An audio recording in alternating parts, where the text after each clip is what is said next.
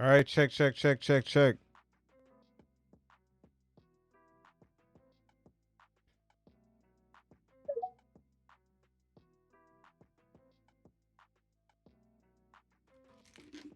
Yo.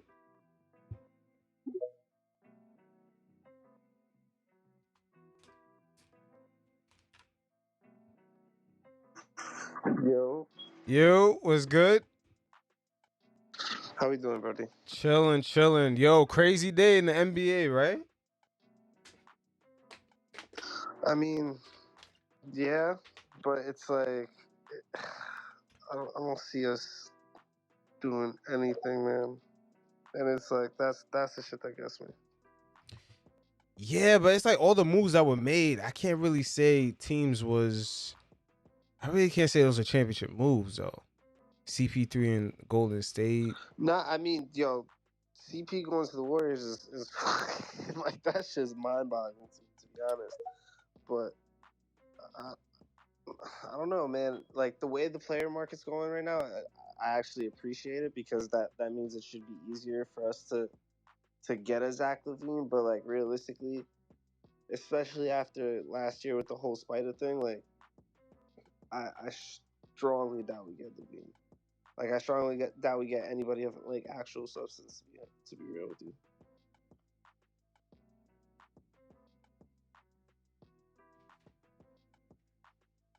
Tough.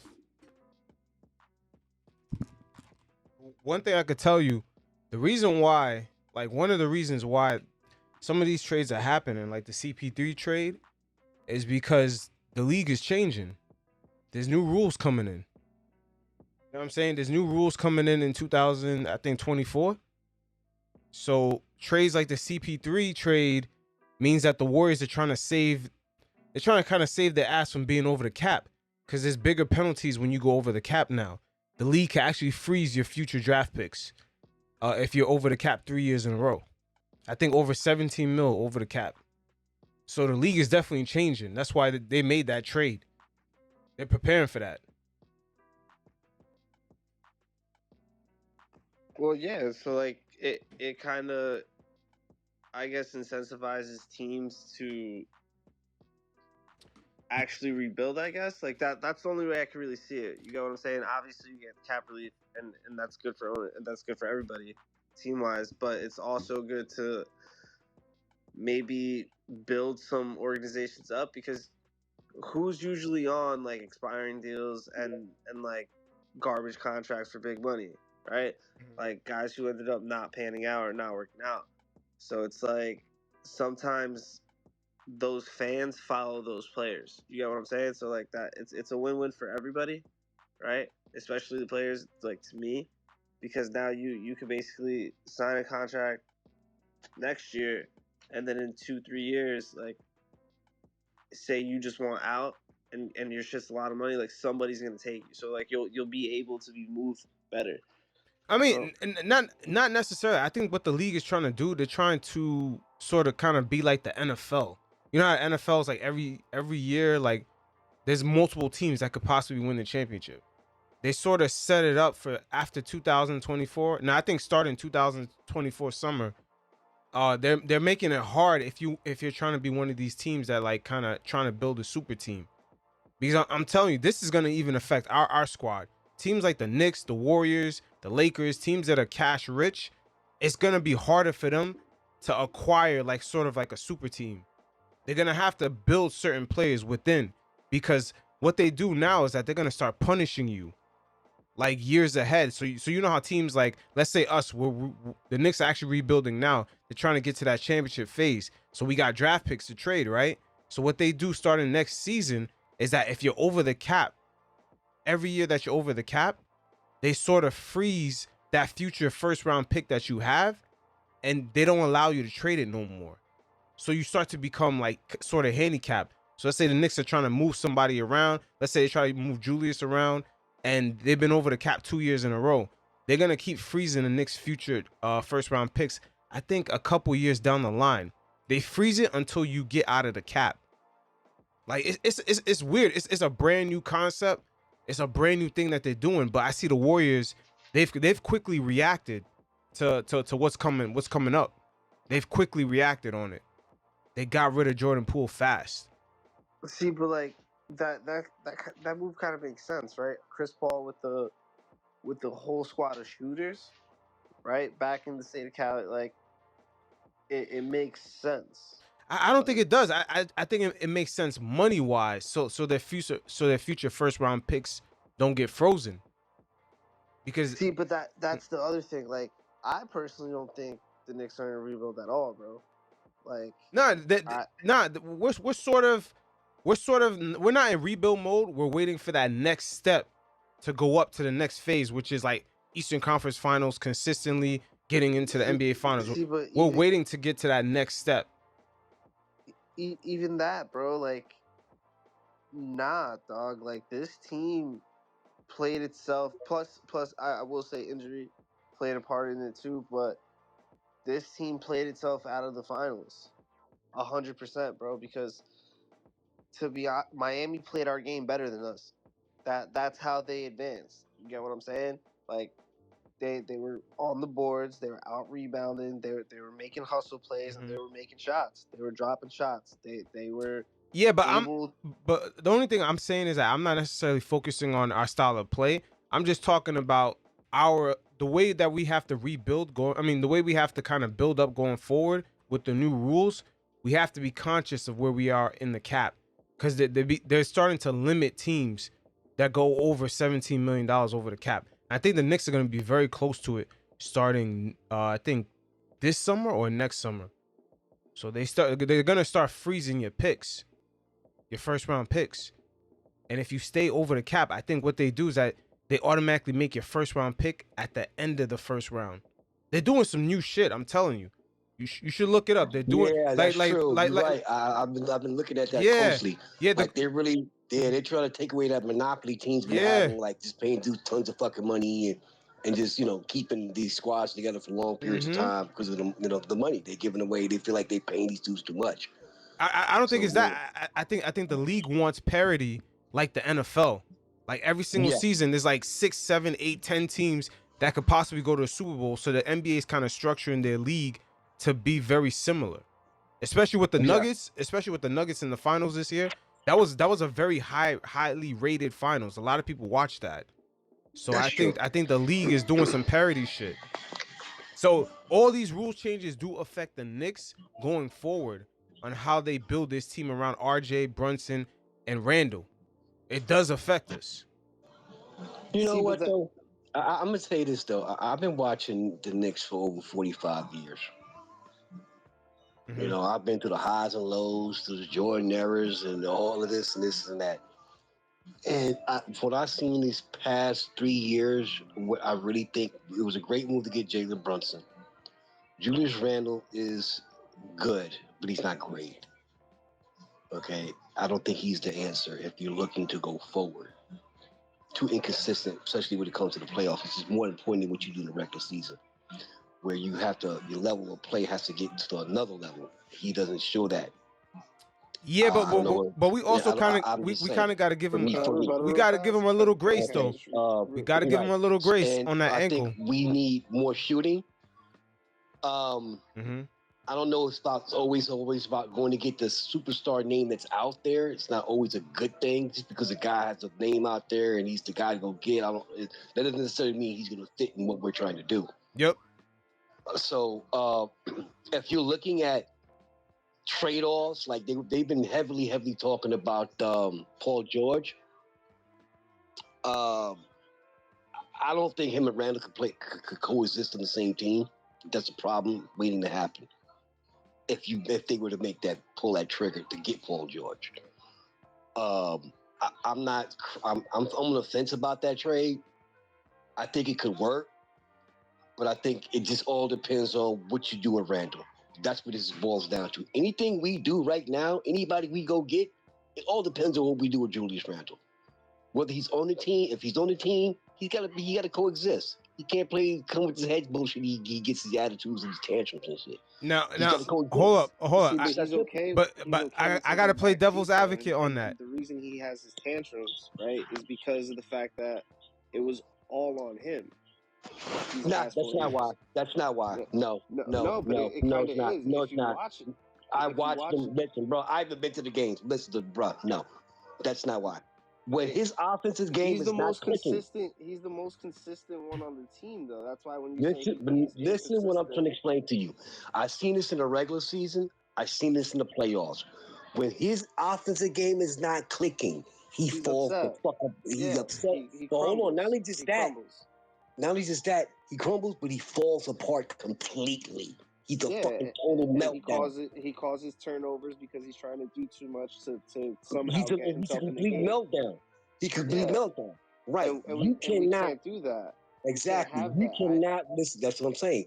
You cannot win a championship or go to the Eastern Conference Final with that type of player. Period. Okay, but now just hear me out, right? If Randle is, to me personally, and a lot of people think I'm crazy for this, I would love Randle as a sixth man, right? And just hear me out. Because of what his production of play is, right? And what we see the ceiling is, any team would love to have a player like that, as long as he's not one of the main options. You understand what I'm saying? I have a question for everybody in the room. Do y'all think Randle reached the ceiling? No. Yes. No. Yes. No. Absolutely. No, he has not. No, he has not. That's my point. No, he has not. That's my point. But here's the If thing. he reached his ceiling, what is the point of keeping him? Because now you can have other pieces, right? Because unfortunately, it looks like we're not going to keep IQ or Obi. So if you can try and get rid of like 2-3 draft picks and either Obi or IQ, not both at the same fucking time, because that would be ridiculous, for a Zach LaVine for a rebuilding Bulls team, that would fit well, right? Because then it would go, if you want Brunson 1 or 2, which I would honestly have. If it was me, I would have LaVine 1 and RJ and Brunson alternating between 2 and 3, and then Randle comes in to do the dirty work and get his 15, 20 points. Like, no pressure. If you look at, right, and I feel what you're saying, but if you think about this, number one, RJ Barrett is the secondary ball handler. That's what he does. Okay, Brunson is the primary ball handler. The guys you talking about, Zach LaVine, he's an injury-prone guard. He's more of a high flyer to me. He's an injury-prone guard. He can space the floor. He can move around without the ball. But he honestly can also speaking, facilitate. He can facilitate to where he can get Brunson, right, taking pressure off of Brunson and getting Brunson in his spots. Like, to me, he's not a two-way play either. To me, I would take Paul George before I take LaVine. Because simple fact, Paul George is a two-way player. He's a shot creator. He's going to cause havoc. He plays both ways. Period. Okay. And he plays in the playoffs. Period. But Zach LaVine, that's the one thing LaVine doesn't really have, right? But at the same time, it's like, hold on. You know how much he's getting this year? I think it's like $33 million or something. And it's going up in the next 3 years. Do you want that in your books? On a maybe? I want a championship. Well, if you get, hold on, check this out. If we get Paul George for 2 years on a rental, worst case scenario, the only thing we lose out is maybe him not doing what he do. No, that's not highly likely. It's the point is that his money will be off the books.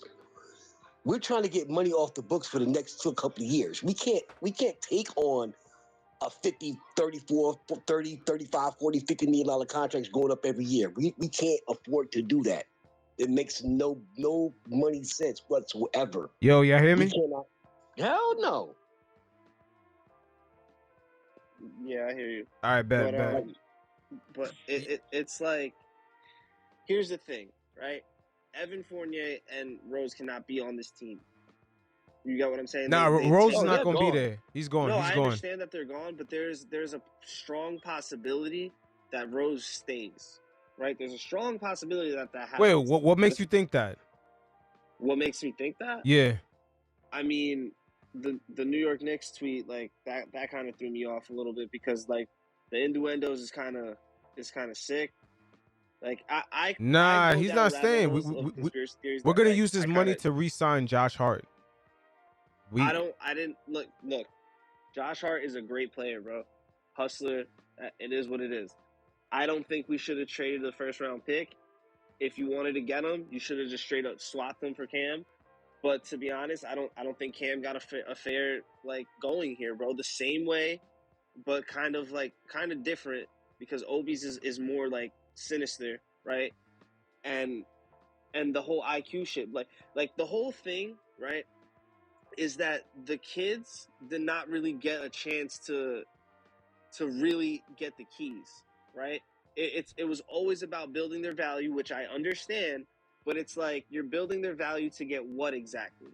You're gonna overpay and botch a trade up to where it's gonna set us back 5 seasons, and it's like I'm one of the, I guess, I don't know, crazy people, whatever, but I truly saw the talent that IQ has to be a point guard sharpshooter in this league. I truly saw the athleticism that makes Obi completely explosive going at the rim. You get what I'm saying? I see RJ's way of scoring from pretty much wherever he wants when he sizes up. You know what I'm saying? I see Mitchell Robinson being a double-double monster with 20 and 20. But it's like they have to be in those positions. You get what I'm saying? And it's like I've also seen Tibbs with an all-star veteran crew not make it to the dance. You get what I'm saying? Like this, if you look at everything, like we're gonna be in the playoffs. Yeah, right? but Tibbs lost to the better team though. We're gonna be in the playoffs. But Tibbs lost to the better team this year. The Heat went to the finals. What are we talking about? We lost to the better team. They went to the finals. They beat the Celtics.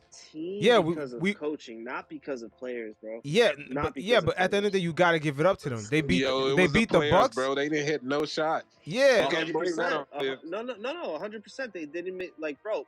IQ and Grimes just disappearing cannot fucking happen, right? Like IQ lost money. Yeah, Tibbs didn't anticipate. Tibbs didn't anticipate that. He didn't anticipate. Yeah, but he also didn't. He didn't like. Here's the other thing that like truly aggravates me because it's like we got beat by like basically Jimmy Butler and everybody else, right? But Jimmy Butler was able to use our aggression to try just to like the stop Bucks him. and the Celtics got beat the same way.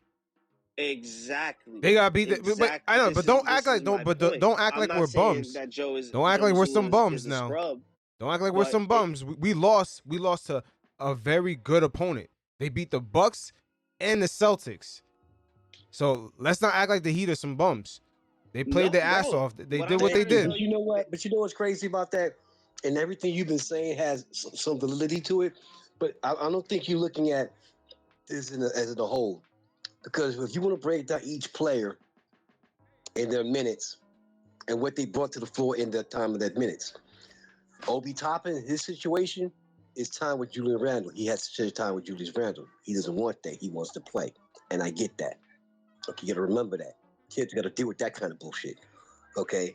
Obi Toppin's still growing his game. He's a good high flyer. He can't dribble the ball a lick. We know this. Okay?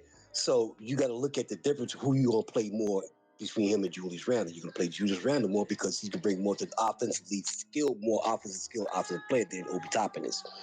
He hasn't proved himself to be that highly skilled offensively versus Julius Randle. Immanuel Quickley came as his own. He's all that. We should keep him.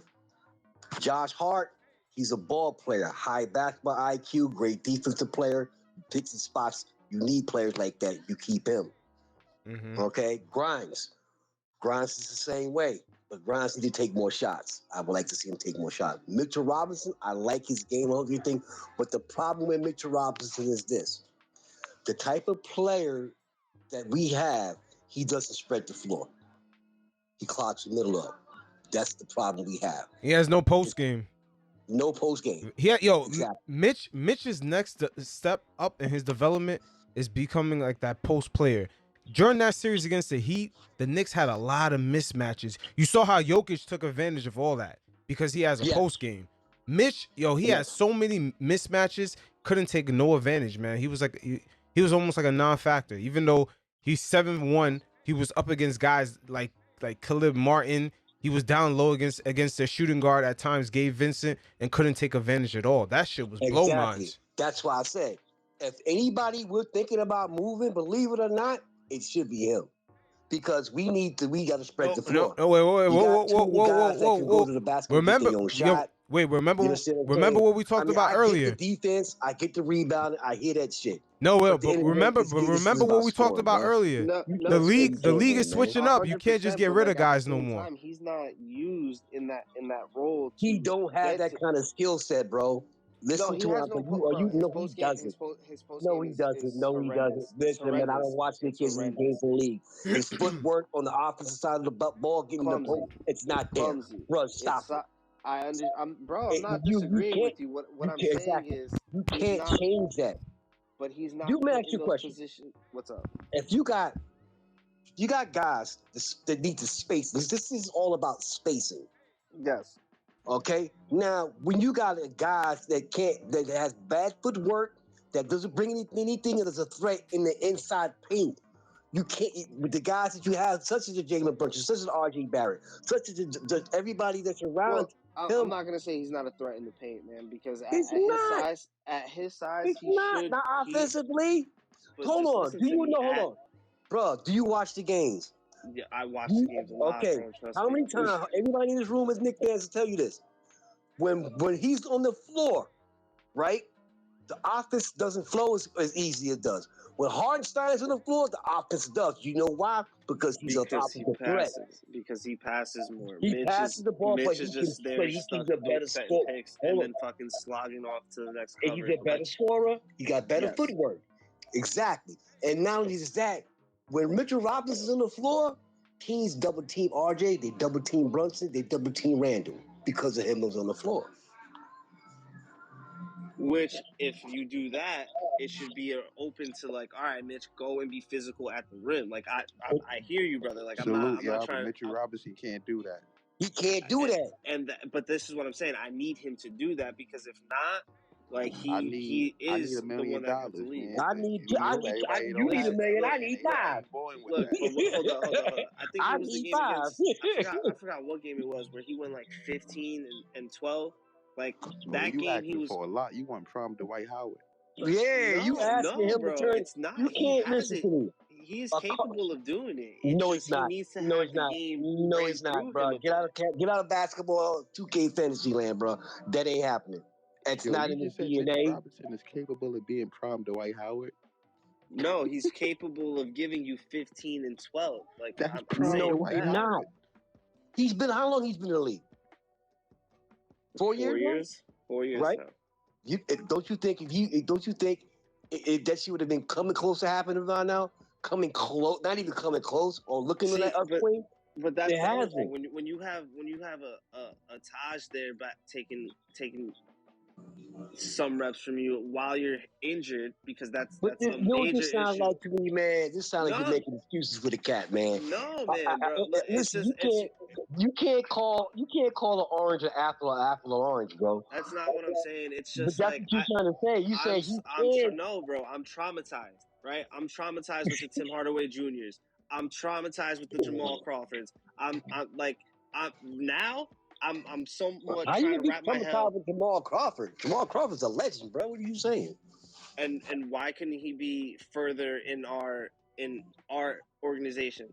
You get what I'm saying? Like that, I was disappointed when he left too. When he wanted to leave. So this is what I'm saying. It's the mismanagement. No matter who's coaching, no matter who's in the front office, it's mismanagement of talent and soon-to-be stars. You understand what I'm saying? That's why when we jump down everybody's throat and say, this guy's a bum, it's because we're not actually seeing that. First of all, we played super inconsistent in the beginning of the season, right? And not only that... How long you been... Let me ask you a question. How long you been in this thing? 2006. You're a youngster, man. You're a youngster. Yeah, I'm 27. Yeah, but he's still entitled to his opinion. He's still entitled to his opinion. He's good. He's been on point. I get it. You still growing, man. You got to understand something. When watching the Knicks and watching the organization woes and pains, it's part of basketball. You have to just deal with that shit, okay? You understand a lot of times we got players that didn't want to be in New York. You got a lot of guys that want to be in New York but don't want to be in New York. But why though? Because it don't work out. Because everybody's trying to get their bag. Work out. No, it's not. It don't just work out. Some of these guys just don't like the lifestyle of New York City, and they don't like the being in the big city. That's just how it is. You can't. There's nothing to do about it. Just because a guy, says he comes here and he wants to. Nah, that's not necessarily true. But at the end of the day, if you look at the talent that we have, if we're looking to go forward, it'll be a longer road with a lot of young talent we still have. If you're looking to build off that young talent, it's a long road. That means you got to develop, and that means Tibbs going to have to be here to develop play.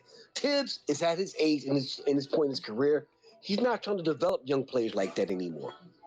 Believe me, that's not what he's trying to do. He never was, though. He never I know, was. But he went. Now listen, he went to that growing pain when he had Derrick Rose, and he was way younger then. So but right now, that right there, thank you. I'm sorry for cutting you off, but that's my point, right? That Bulls team, that Chicago's Bulls team, was really good, right? And he flopped. And who did he flop against, right? He flopped against Spoelstra and LeBron and D Wade. Of course, you get would have hurt Derrick Rose. I understand all that, but I know Tibbs' ceiling. I know Tibbs' style of play, and honestly, his defense was pretty shit in the first half of the fucking season. You get what I'm saying? I don't think it's so much Tibbs' fault. You got to say something. The reason why a lot of times we didn't win championships in back in the days, because there's a man named Michael Jordan in the league. Okay, a lot of times when you're in the league, sometimes teams that's got certain guys there that no matter what the fuck you try to do, no matter what you try to accomplish, it ain't happening. LeBron James was the king of the East for over 15 years, bro. 15, 20 years. The road, anytime you want to win something, you got to go through LeBron James. If you don't beat LeBron, whether he's in Miami, Cleveland, you're not going to a championship. It's just that cut, dry, and simple. So you can't sit back like right now. All roads right now, there's no one, like Miami's great. They made it to the finals. Boston, number one, we have Milwaukee. For us, our road still has to go through those 4 teams because they're better than us. They are. Boston's still better than us. But during the season, right, we handle our business against those teams. So it's like, I hear what you're saying. Forget the season. That's my point. The season means shit if you can't perform in the playoffs, bruh. I don't mean nothing. I don't care if you win 70 games to the regular season. Yo, if OG. you don't play in the playoffs, it means nothing. Yo, OG, are you underestimating a little bit the Knicks' development? At least a little bit. We're not. When it comes to Mitch, I'm a realist. No, when it comes to Mitch, and we're still not better than Boston. Because but hold up. Forget all that. I'm talking about in the playoffs in a 7-game series. But I'm talking about when you was talking about Mitch earlier. When you talked about his post game, etc. Are you a little bit underestimated the Knicks' development? Because we've seen RJ get better in the playoffs. We've seen Randle become a 2-time All-NBA player. We've seen Grimes develop. We've seen multiple guys develop. So the more years that go by, are you underestimating the Knicks' development just a tad bit? Because you act like Mitch ain't gonna be shit as far as his post game the rest of his career. No, I'm not. I know. Hold on, let me answer that question for him. I watch basketball for a very long time, and I watch Mr. Robinson. And every year that I've seen him, I haven't seen him brought anything new on an offensive level. He's reached his ceiling, bro, when it comes to offensive. He has improved offensively. He improved defensively. His footwork is still the same. I haven't seen no improvement in his footwork.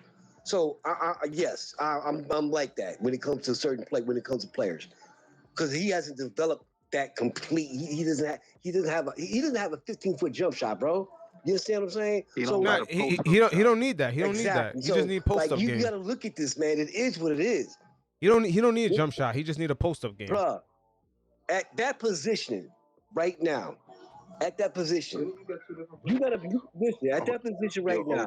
I'm sorry to interrupt you. I don't mean to interrupt, but in all honesty, I do want to keep Mitch though because he is our defensive leader and anchor. So if we could trade our heart and get an upgraded big man that can start and have Mitch off the bench, I'm all with that. But we can't keep him as a starter right now, man.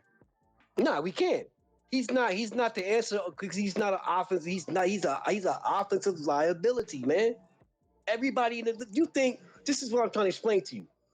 When you play, and you know why Miami beat us? Bam beat the shit out of his ass. Bam cracked his ass. Wait, who? He can answer. Nah, Bam cannot answer. Bam wasn't guarding him. Answer. Kevin Love was guarding him. Bam wasn't guarding him. Bam was guarding Randle. That's why Randle fucked up. That's why Randle fucked up. The bottom line is this. Simple bottom line. He is an offensive liability. He brings nothing to the table offensively. Teams know this, so they scheme us against us in a 7-game series. Whenever he's on the floor, don't worry about him offensively. Worry about the rest of these cats. Bruh, it's common sense in basketball. I can't say he do offensive rebounds well. Yeah, if we got a mismatch, he should be lobbing it on everybody. You know what I'm he saying? should be taking no. If he gets a mismatch, Mitchell Robinson won't back him down and take it to the bucket. He passes it out. I agree with that. I agree with that part. But that's a fact. But what's the Knicks' answer to that? And don't you know what? Miami took advantage of that shit, man. I'm watching this shit the whole fucking series. Every time he got a mismatch in the paint, he passing the ball out because he's got no offensive inside. So you know what they do? They don't fucking double him. So what's their answer? For them to trade him? Then they gotta either they move him or bench him. You gotta have somebody to space the floor or give you somebody that's gonna give more offensive production with the RJ and Randle. And you gotta make it. If you're doing that, makes them more lethal. You can't double Brunson no more. You can't double RJ no more. Because it is the offensive liability on the offensive side of the ball. Teams plan for us like that. That's why there is going to be inconsistency through the whole season, y'all. That's common sense. He doesn't move the needle for us. Yeah, I think he's a great anchor. Yeah, I get that. But going back to what Rapper said, man, Mitchell's the reason why we were the top team in offensive rebounding, and we was killing teams like that. Right. That's how we got to the playoffs. You know why he's offensive? He's offensive. To just say get rid of Mitch, it don't make sense. It don't make sense. I'm saying. If he's our top offensive rebounder, what does that mean? He's doing his job. Okay, he's doing his job. He should be our top offensive rebounder. Exactly. But my point is this. There will become games, a lot of games, where he's going to have to produce in the post with the ball in his hands. Period. Can I ask you a question? If his offensive game was like Jared Allen's, would you give him more grace? Nope. Jared Allen ain't shit either. Jared Allen is soft, but he has an offensive game. Like he can shoot from 10, 15 feet out. He can slam on somebody. He can back somebody up. Not the 7-game series, man. I'm talking about. See, y'all, you're not paying attention when I'm trying to explain to you. I am talking about a 7-game series. I'm not talking about regular season. 7-game series is different from regular season. Remember that. Teams plan and a game plan for you every game for your weaknesses. They know there was a weakness. Miami exploited it. That's why Jalen Brunson got to go in and give up 40. Dealing with a double team every time you touch the fucking ball. Nah, if they just pass and trust each other, we would hit a lot more shots. We would have a nice looking offense. I'm gonna ask you a question. I'm gonna ask you a question. Into this ISO I'm gonna ask you a question. Hold on. I'm gonna ask you a question.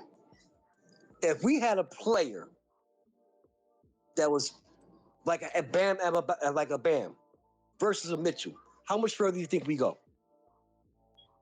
We'd probably be in the finals.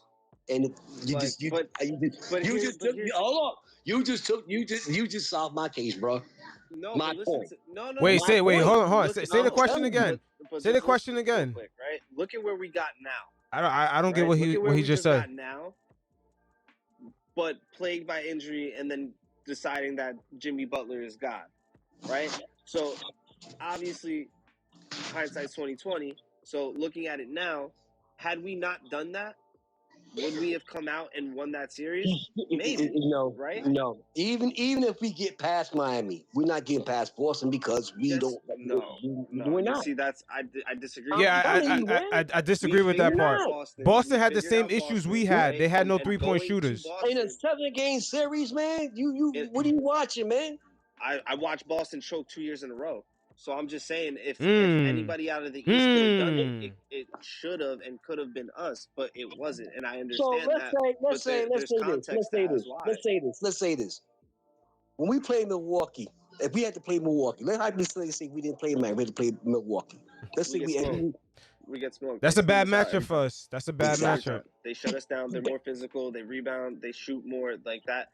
that Chris Middleton, Gary Allen thing, Grayson Allen, like And that hold combo on, was hold on, great. hold on. And I'm gonna tell you what else too. Brook Lopez pulling him out the paint, shooting threes. Why? He's good for two of them. Footwork. Spacing. Footwork, man. Spacing too. Face up. This is basketball, man. In a 7-game series, I'm trying to explain to you, and I was reiterated again. If you don't have somebody in that middle that is some type of offensive threat on a consistent basis, you will lose. All right, so effectively, you just saying that the Knicks had poor spacing then. Hell fucking yeah. That's what you're saying right there. In the playoffs, hell yeah. the poor spacing is hurting us. Question. That's the worst spacing I've seen in years. Don't you know? I'm gonna show you a good example. The year that we went to the finals against San Antonio, right? We had Latrell, we had Allen Houston, we had Patrick Ewing, but Pat got hurt, so he didn't play in the finals. We had the best spacing in the world because you got a big man that doesn't take up that kind of space. He can shoot the outside. He can play inside and outside. That gives Latrell and Houston free reign to do what the fuck they want to do. That's what he did. But when Pat got hurt, they had to depend on him. I forget who was playing center at the time, but he's a fucking log. He just sits in the paint. He has the the table. So everything fell on Houston and Latrell. So we got smoked because you got fucking Tim Duncan there. You understand what I'm saying? It's This shit here, the NBA today, it's all about spacing. You got that spacing, this is gonna cause problems. You got your shot creators can get to the bucket. You got your guys that's not gonna get double teamed. RJ can go to the bucket a lot. Randle can go to the bucket a lot more. You're creating more space because you have a guy that is a big man that can beat you inside and outside. We don't have that. That's what we need. We need somebody that's going to do that. If we're gonna go big and spend to get somebody that's going to create some space for the guys we already currently have that can get their own bucket. To be fair, like iHeart was a stretch when he was with Clippers, so I didn't really see him as much of a stretch more than he was like the grinder. Like he was literally the hustler in the second unit there when he was getting his shot, which was great because he was kind of rocky in the beginning. So it's like to see where he was able to bring his game, especially once Hart came, it was cool. It was like, all right, I can see this team doing what they're doing and getting far with it, which is okay. I'm not a Tibbs guy. I will never be a Tibbs guy. I truly believe he should definitely be fired. But that's like a personal reason going back to 2011. Like, I personally don't like the fact that we went after the 2011 Bulls with the Joakim Noahs and the Taj Gibsons and bringing you talking about Phil Jackson, but then you talking about Phil Jackson. Paul George pisses me off again because it's like, yo, to be real, if you want Paul George, like that's basically, I understand he's a baller, bro, but he don't come in the clutch when you need him. Like he's been there, he's carried a team to it, and he's fallen short. I understand it's to LeBron. But even with the Kawhi and all the fucking load management, he still got hurt. And that last injury to me, like when I saw it, bro, I was just like, nah, he's not coming back to play basketball. But he looks fine. He's walking. He's putting it up. So that's cool. But I don't want him on this team.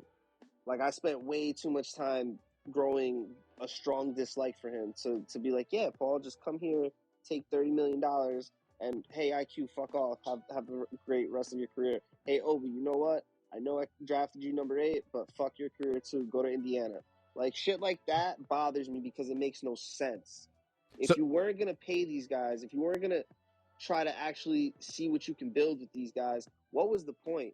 Especially when you took them and who you could have took over them. All right, yo, after, right? Wait, hold on. Hindsight's 2020. That's a good point, though. So we got to pay them right now, right? So we got to make a decision. No, are we going to pay Obi? Or are we going to pay at this point, Quickley? It's like you see the vision of the team. The vision of the team is championship within the next 2 years with Jalen Brunson at the helm. I don't think so. Go ahead. Wait, championship? No, I'm just saying. You saying I think championship down the line, but within the next 2 years, I don't think it's that far of a push. If you check, here's the thing, right? The whole Asur went. That's what's up. Yo, the Detroit Pistons are gonna be fucking nice, bro. The Pistons, the Magic, the Rockets, the Thunder are all gonna be fucking nice. Yeah, like in 4 years But, though. Like in 4 years. Nah, man, I think it's gonna be 2 years, dog. Like 2-3 years tops. Because here's the thing, I also think Randle's gonna get moved by the deadline. Nah, man, they're sticking with Randle. They're sticking with Tibbs. Leon Rose has said it himself, man. This Randle and Tibbs is here to stay, man. But here's the thing: the ceiling of Randle is right now. 2-time All-Star, 2-time All-NBA. This is when you trade him. Iron Man, his entire career, coming back from a crazy ass injury, but got really hurt his ankle so bad that he had to get a surgery, right? Or unless it's a prop job. And this is the time where it's like, yo, he's a 2-time All-Star. We need 2-3 first-round picks and a shooter. Yeah, but fellas, this is where I shoot Randle some bail. His ankle got fucked up right before the playoffs, and then in Game 5 against the Cavs, it got fucked up again, and he had 2 bad matchups back to back. He had to go against Mobley, then he had to go against Bam on that fucked up ankle. So I'm giving him some bail right there. Like, we got to give him some bail. We forgot the ankle got fucked up right before the playoffs, and it got fucked up in Game 5. Let's not forget that. What about the year before? And the year before that? You talking about against the Hawks when we had no point guard? We had Derrick Rose playing 35 minutes and no Mitchell Robinson. Randle, right? And no Mitchell Robinson, and he had to go up against what's that name? The center. He kept getting double team in the paint with Collins and what's his name? Capella, right? Capella. And yeah, Collins. With Derrick Rose playing 35 minutes. Yep. Yeah. When IQ should have been playing. Okay. This is my thing, y'all. I don't bail nobody, y'all. I don't fuck who you are.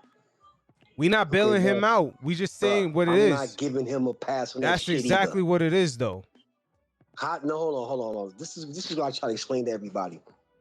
I've been through the heartache. I've been more heartache with the Knicks over 40 years. You guys have done a lifetime, and I'm telling you right now, I've seen this movie before.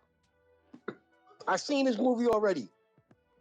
Okay, it wasn't a good movie, and I'm telling you right now, the year before last, he asked in the playoffs. Okay, this year again, I give him a little slight pass on that, but you're an NBA player, suck it up. You got a lot of other superstars that suck it up the same goddamn way and still perform. I'm not giving you no pass, bro. I'm sorry. That shit done flew. That done flew. I'm not giving you no pass, dog. You got paid. You're getting paid $50 million. Okay, you're an all-star. All of this and all that shit, and you come to the playoffs and fucking disappear, bro. I'm not that. No, hell no. Hell to the no. I'm not doing that one. No, we can't do that one, y'all. Let's stop giving dudes passes when they don't fucking perform. You don't perform, dude, in the playoffs, there's no need for you to be on the floor. Period. OG, listen, I hear what you're saying, and I agree with you. I 100% agree with you, and you sound like you watch a lot of basketball and you watch the playoffs, right? Who was the only young guy outside of RJ that showed up in the playoffs when everybody went like bizarro disappear mode? Nobody. The other guy? Nobody. Obi Toppin. Yeah. He had his moments. Slightly. He had his moments. He had his moments. He had his moments in the highest point. You understand what I'm saying? Because here we go. You don't care about the regular season, right? You care about the postseason when it matters. Correct. Okay, so when your 2 shooters, Immanuel Quickley and Quentin Grimes and Josh Hart, right? Y'all get that hair off that damn floor.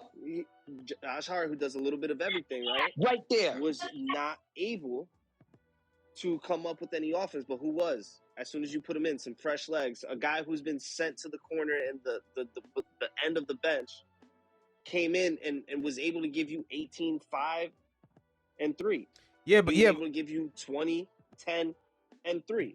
So wait, you talking about Obi? When you say that, you talking about Obi? Yeah, Obi. Okay, you say that shit, right? How often did he do it to the playoffs? Yeah, but Bam was killing him on the other end of the floor. Bam was getting all them simple ass Obi's layups. Not physical, and that shit pisses me off. He has to be more physical. Yeah, First of all, he's gotta get his weight up. Go back, and Bam was getting so many uncontested dunks. See, but here's the thing, right? And I just want to like segue real quick.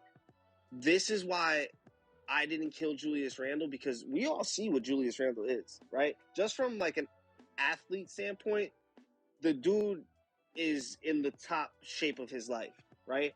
So let's go on to his physical ability of what he's able to do on the court. He's able to outmuscle players. He's able to outmuscle those rebounds and loose balls. You get what I'm saying? He is physically dominant in the pace, in the paint, and when he posts up. Like, I don't think anybody's going to deny me on that. That is something that if you're going to try to keep this team together, I need you to show that to Obi. I need you to have Obi working out with you, looking like you, getting in your shape. Not going to see what you're asking, bro, is a fantasy. It's a team game. I'm asking for him to show him how to be a physical rebounder. I'm going to give you a quick lesson. I worked for the Atlanta Hawks for 2 years, personally. I worked with Steve Smith, Dikembe Mutombo, Mookie Blaylock. I worked with these cats when I lived in Atlanta for 2 years. And I'm telling you right now, the NBA players don't think like that, bro. Stop, get your head out of the clouds, dog. That shit is not reality. These dudes, you got some of these guys, listen, when the season's over in the summer, you got some guys that are going to go work out and work in their game. You got some guys that is not going to do shit but fucking just chill out, shoot around every once in a while. Don't take this shit too seriously, get their bag. They in the club, they on Twitter, all this other shit. That's the reality of the NBA. So, and you got the ones that want the bag and want the playing time to get the bag, which is what his whole gripe is. He won't get the bag unless he gets playing time. That's because it's Julius Randle. So you got to understand something. This is the mindset of these NBA players these days here. This ain't the days when, like, you can get a guy like Obi, off season come, he gonna go and he gonna work on his game, this and that. That falls on Obi Toppin. That don't fall on the fucking team. That's not a team in the gym right now, though. Obi's in the gym. How do you know? You seen him in the gym? Yeah, he's been posting pictures of him working out and shooting around. All right, that's a good thing. That's good for him. That's good for him. But hold on, should be good for us too. Right, but I'm saying, but that doesn't guarantee it's going to translate into the NBA. I'm telling you, dog. OG, you moving the goalposts though. You're saying I'm not moving the goalposts. I'm just saying. How do we know? Hold on. He's working out. That's great. I'm applauding. I want him to do well. The question is this: once the season comes up next year, the following season, how well is it going to transition into this game to whereas he's going to get more playing time? If he's playing 8 minutes, we're not going to be able to assess it. Exactly, that's what I'm saying. Okay, so but why is he playing 8 minutes, OG? Because of Julius Randle. No. Yes and no. He's playing. Ain't no yes and no. It's the bottom line, bro. No, bro, because they play the same position. I saw Nick Nurse divvy up 15 minutes plus. You see that shit once in a while, bro. Come on, stop against us. No, this is why. Listen. Bro, you not seeing that shit in a consistent time in a 7-game series or even through the regular season. If Randle goes down, hold on. If Julius Randle goes down, Obi Toppin gets a ton of fucking burn. Nah, not necessarily. I haven't seen it like that. He did in the playoffs, and that's how he was able to show up. That's my point. I'm trying to tell you, bro. They play the same spot. I understand that, and that's not necessarily right.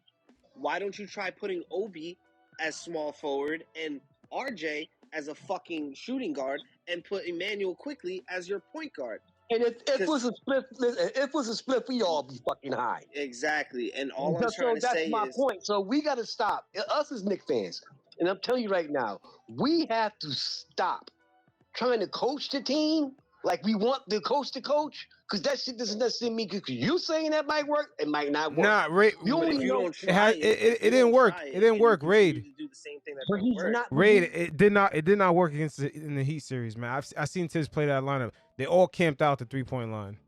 It didn't work. That lineup you talked about, Obi at small forward, Quickley at point guard, RJ at shooting guard. They all stand at the 3-point line. It didn't work because they're selfish and they're literally not playing for each other, but playing with each other. You get what I'm saying? And that's also, listen, there's a lot of fucked up shit that seems to be coming out. And all I want to say is, yo, is that real?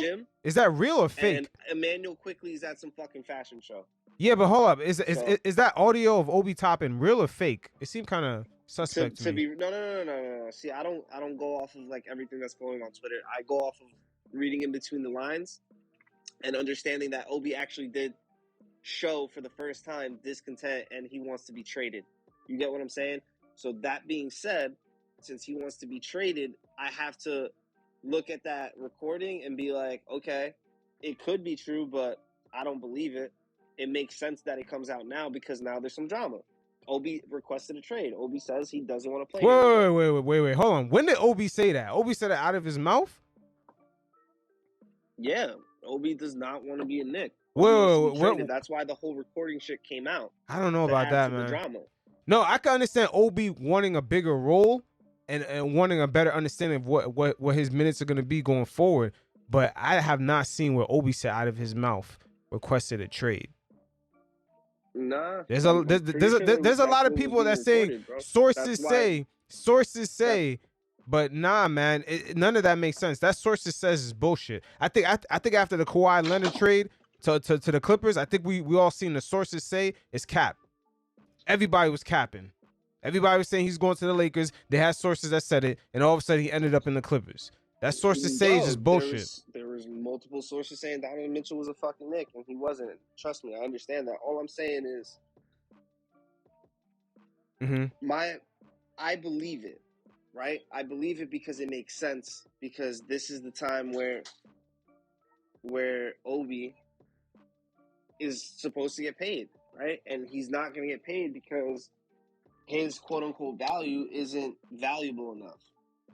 And it's not valuable enough because of the way he's being utilized. And it's like, bro, if I really got to sit here and try to explain as to why he's not being utilized enough, like, just check what's going on. Julius Randle is a solid player.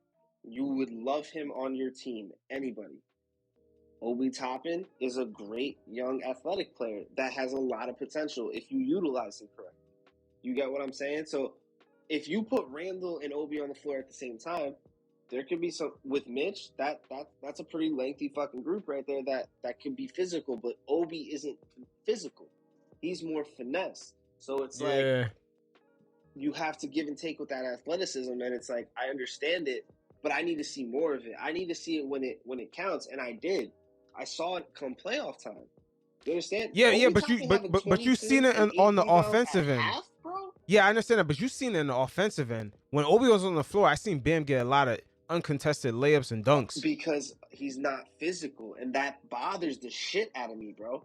Trust him, that's why, as upset as I am of how we handle his career, because I really am upset because, bro, my number one issue with our team is inconsistency. That's my number one fucking thing, right?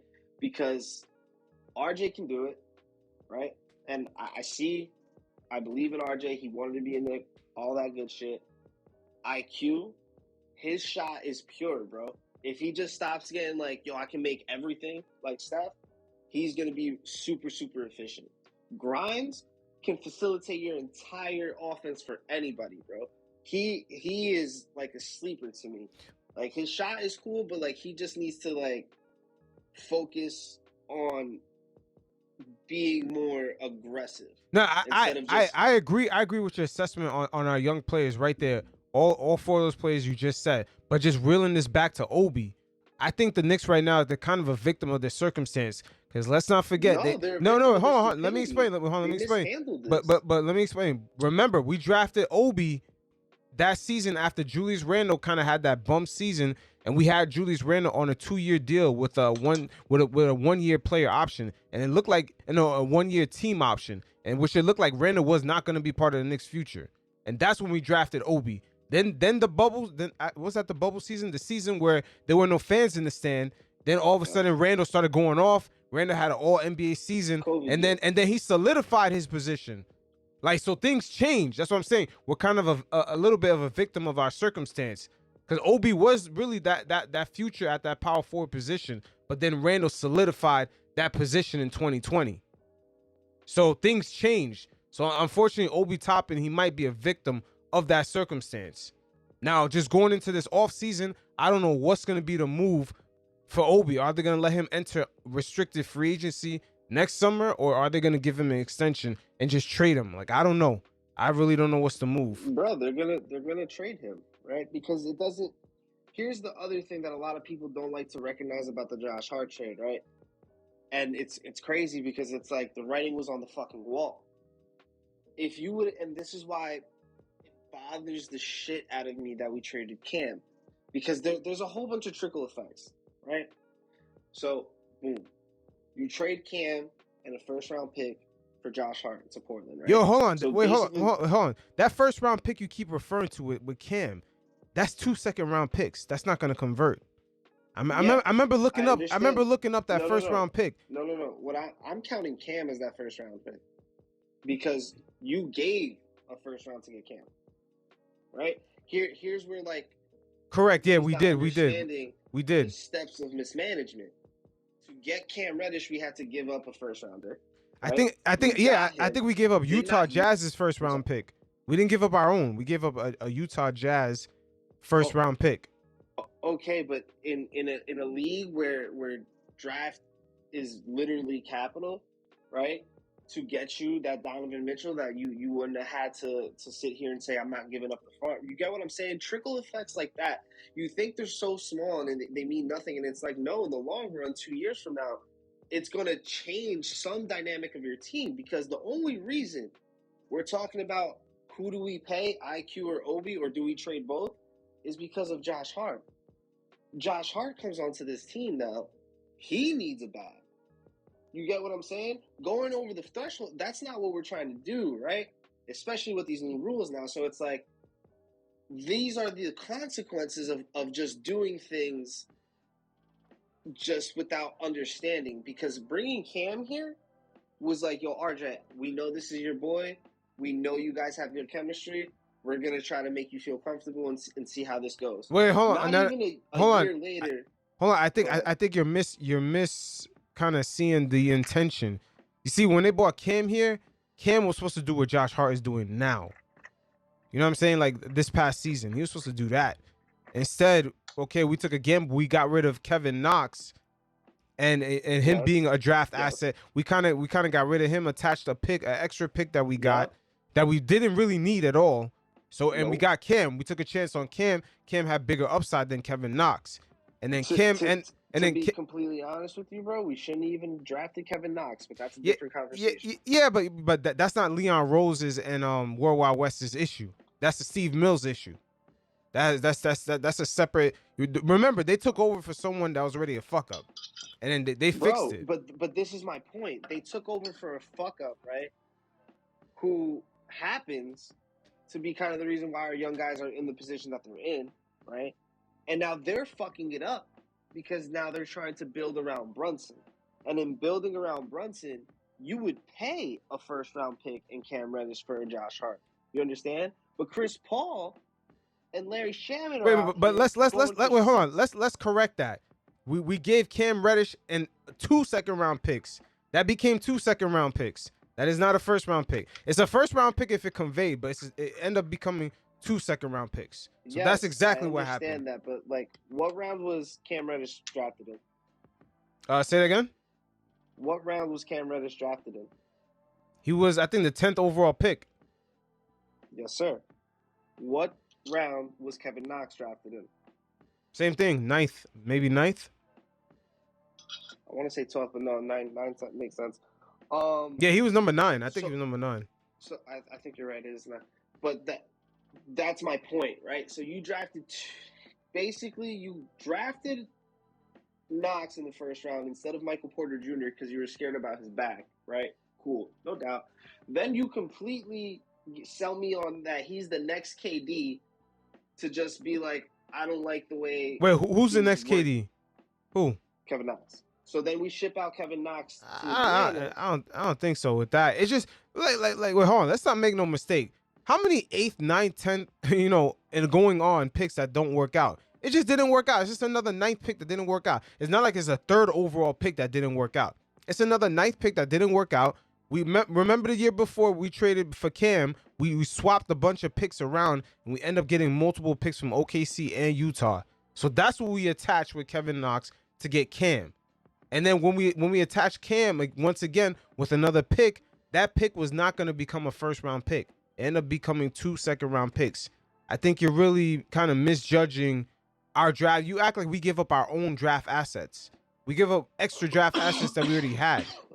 Because remember, there was that draft, I think in 2020, when we kept moving our picks around, then we got 2 more picks. Then we moved another pick around. We moved it from the, I think, 21 to 25. Then we drafted Quickley, and we got an extra pick on top of that. We kept moving things around. Those are the picks that we end up attaching with Kevin Knox, attaching with Cam Reddish. Let's not overestimate those picks and act like we give up our own first-round pick. Those picks are nothing crazy. Those are just mid-level picks. They could be crazy because, again, if Chris Paul is going for, 5, 6 second-round picks, right? That means we would have been 4 away from possibly doing something else.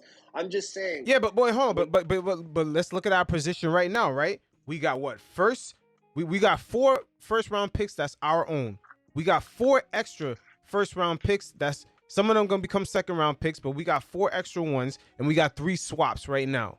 So how many more picks do we need? You know what I'm saying? We have enough. We have Obi Quickley, and we have 8. Wait, hold on. I'm just showing you our position right now with us giving up those picks you're talking about, because you make it seem like we gave up too much, but right now we're sitting on 8 picks with young assets at the same time. So right now we still in a good position. Let's not front on Leon Rose and Worldwide West. They've done a great job, man, especially from where they started at.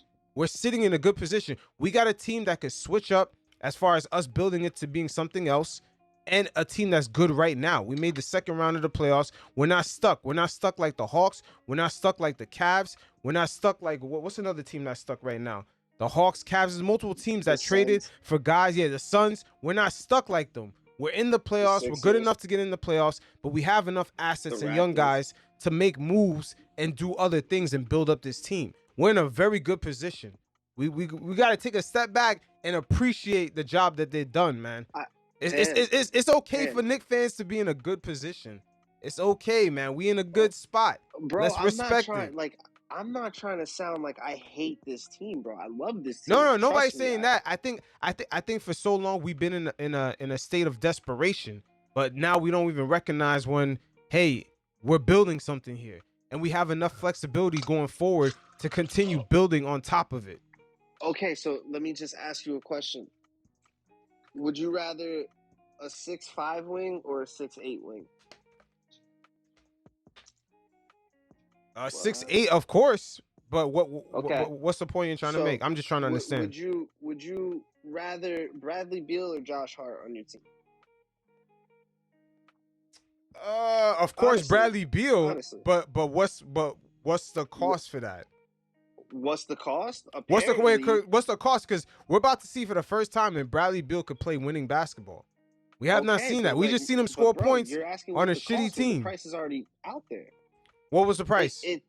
It's a descending point guard in Chris Paul, the point god, right? A Landry Shamet, I'm sorry, and 5, 6 second-round picks. So if you're telling me Josh Hart goes for 1 and a young guy who was also hold up, you leaving something out. You leaving something out on that price. You leaving something out. Bradley Beal, what does he have on his contract?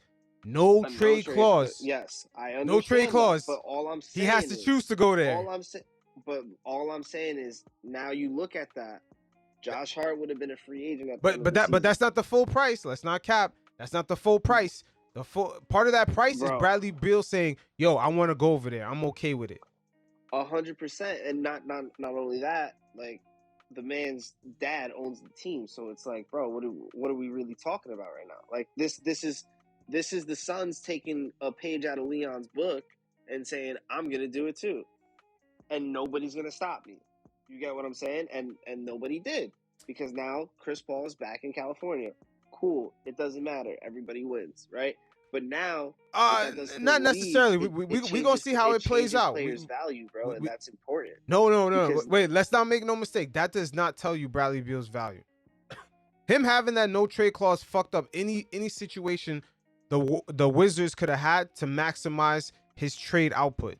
They could never sell him and gain the most because they gave him that no trade clause. They could have packaged probably Wall and Beal for something nice, bro. You get what I'm saying? Really? Like and then what? To who? OKC is the only one that has multiple picks. OKC, Pelicans, and you think Bradley Beal would have signed off on that? Let's keep it. Let's keep Before it a they buck. extended him, yeah. He No, no, wouldn't no, no. have. I'm He talking would. about What I'm no. saying Let's is talk they about shouldn't what have happened extended though. him to do He's this. already Like, that was extended. dumb. But he's already extended with the no trade clause. So we can only evaluate off of that. So right now he has a no trade clause. He can't go anywhere. He has to okay it. So He got that when they moved on from John Wall, correct? yeah, he got that. What last last year is when he got it, last summer. No trade clause. Last summer he got the no trade clause. Yeah, yo, it's only been like 1 year, and they already got rid of him. Yeah, so I wouldn't have done that. I wouldn't have done that. See, I thought they gave it to him in the contract. No, he just got it. That's what I'm Wall saying. left. That's what I'm saying. It's hard to evaluate guys' worth because right now there's a lot of moving pieces going on. The salary cap is changing, so teams that are over the cap trying to get under, and then also giving Bradley Beal. Who the fuck gives Bradley Beal no trade clause? Like he the only guy in the league with that. That's the thing, right? Like he's changing. Like when teams do this shit, like when you get a Rudy Gobert for like 6 first-round picks, right? You change the market of shit. You do. Changing the market can be good. You do, but teams don't have to respect it. Fuck the market up. Yeah, but right? that trade and the Drew Holiday trade is what fucked the market up. But still, guys have not respected it at the end of the day because what did they get for KD? Did they get more than that? Remember when they were asking for 8, 10 first-round picks? Nobody bid into that. The market has a ceiling. It has a ceiling. Come on, and especially now with the new CBA, there's gonna be a ceiling with the draft picks. You can't even go ham like that. You can't trade consecutive years in a row, and now if you over the cap, they automatically freeze your draft picks. There's a lot of moving shit that's going on right now as we make that transition into that new CBA in 2024. That's what I'm saying. The Knicks going forward, it's gonna be a nice little balancing act they gotta pull off to build this team around RJ, Randle, and Brunson. Even if they trade one of them, there's still a balancing act Leon Rose has to do. I think I forgot what's the name of the cap guy that the Knicks got, the salary cap dude. But they got a wizard. They got a wizard from the Cavs, man. This guy's really good with balancing the books. So the Knicks got major shit ahead of them, man. They got to really work on and kind of build this team up on. It's gonna be some shit. I'll tell you that, boy. I mean, realistically, I see Eastern Conference Finals like that. That's Tibbs' ceilings to me. I said I needed 6 games and a win in the second round to get to the Eastern Conference Finals for me to be like, all right, Tibbs, you got it. We fell short of that because we lost, but like the season was cool. I liked what we were doing, bro. It was dope to be a fan. It was miserable to be a fan, but it came to a point where I was like, yo, we are the best team. Like we were playing the best ball, right? And then we just started going down one by one, and then people just started cracking under the pressure. So it's like I would love to run it back without Rose and Fournier. I could part ways with Sims, right? Mm-hmm. I give Mitch one more year, like this is his prove it year. I let Josh Hart walk, and I give money to IQ and fucking Obi, bro. I make it work. I literally see it. All right, so wait, hold on, right there, right? You give Obi and Quickley money, right? That limits how flexible we could be after signing Josh Hart. So that's pretty much Josh Hart and like a $2 million minimum if we do something like that. Hart. All right, so let's say we don't sign him. We only have about $17 million to spend per year. That's what I'm saying. Like this Obi and Quickley thing it's real tricky, man. It's real tricky. But it's only tricky because first of all, IQ lost money, right? He lost money when he was playing his peak 6th man of the year, blowing out Boston by 30. Like he was at $22 million, $23 million. Like now he's at like 17. You get what I'm saying? You could work with that. You can use that. Obi, you could probably get off getting him for like 12, 13, 14. You get what I'm saying? On some crazy shit for 3 years. You do that, you divvy up basically $125 million, chilling, give or take, and then you can still get somebody on some sneak tip coming off a vet deal, maybe. You get what I'm saying? Because to me, if you bring a Russell Westbrook and a Paul George to this team, bro, I'm not trying to hear it. I'm not trying to hear none of Nah, that, bro. the Knicks are To not be gonna honest bring with you, no Russell Westbrook to this team. Nah, no way. Russell Westbrook, nah, man. bro, They're I not doing discovered that. Knicks Twitter last summer, right? I think in the middle of July, and I literally I don't speak much in spaces because I just don't feel to because it gets me like worked up too much sometimes. Like, Nah, I because feel you, some man. people just say Yo, bigger the Knicks shit. are an emotional fan base. I understand. We are an emotional fan base. It is what No, it because is. I try not to get emotional, but certain people like start screaming and yelling, and it's just like I just want to be like, yo, shut up, like just let me finish because I like to talk like just about the game. Like I don't feel like doing none of that extra shit. So long story short, I was on this app looking for like the spider shit, and then I discovered Spaces, and then fucking I saw the whole Russell Westbrook possibly coming here. I was like, yo, no, I cannot do this. And then ever since then, I've been listening to all these different people and on their opinion. It's silly as fuck to me how divided the fan base is. But at the end of the day, bro, this team is good enough to probably get you to the Eastern Conference Finals. They just need one lights out shooter and one legitimate shooter. You get what I'm saying? So like two bona fide shooters that they're gonna come in, hit 3 or 4, go 4 or 6, and get their 18 points when it matters. You get what I'm saying? So Yes, we do. But the only thing is that the balancing act, once again, with the Obi and Quickley extensions coming up, are we gonna allow them to hit restricted free agency, or are we gonna give them the extension now? Like we're trading them, bro. no, but we only have until the start of next season to give them an Hold on. extension. Not to cut you off. Did he just say we're trading quickly? No, extensions. No. I'm not talking about you. I thought he said Yeah, we're trading him. We're we're not gonna. trading quickly, bro. Maybe Okay. Obi between everything he had going on right now. I mean, with that radio leak, whatever happened. If I don't that's know how real, true that is. It real, might not be real, bro. I mean, that's if what I'm that's saying. I don't real, know how true that yo, is, Knicks but Twitter is sick, man. Yo, I I don't don't know know if how that's true that real, is. man. I don't believe it. I don't think Obi's that type of kid. That sound like Don't get two me dudes wrong. talking on Dykeman, man. I don't know. I don't think Obi's that type of kid, bro. I don't believe that. That sound like two dudes talking on. No, but what I'm saying is, right, if a 25-5 player that can shoot efficiently. Wait, what do you mean 25? You mean like, yo, the only guy I see that we could afford a shooter is like Torrey Craig in Phoenix. What? No, like I'm talking about as far as the cap. Like if we still have Quickley, Obi, and then we sign Josh Hart, we only got like $12 million, yo, left over. I don't know I don't what know we. if you guys realize that too, bro. Yeah. Every team getting players for dirt cheap, and when it comes to the Knicks, they want us to give them 50 first round pick, bro. I don't get what the fuck going on. Guys, this is why I was talking about trade value is important because Bradley Beal going for what he's going for is now basically a little bit of a ceiling of what you might get for fucking trading Randle. Right? Bro, they're not trading Wendell, bro.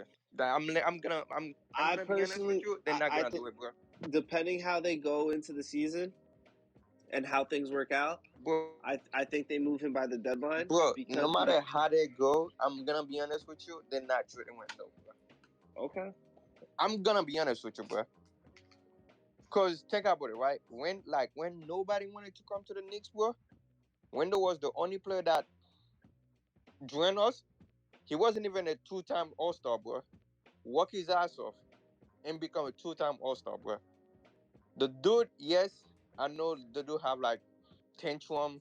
Every player have tantrum, bro. I play soccer. I have tantrum sometimes, bro.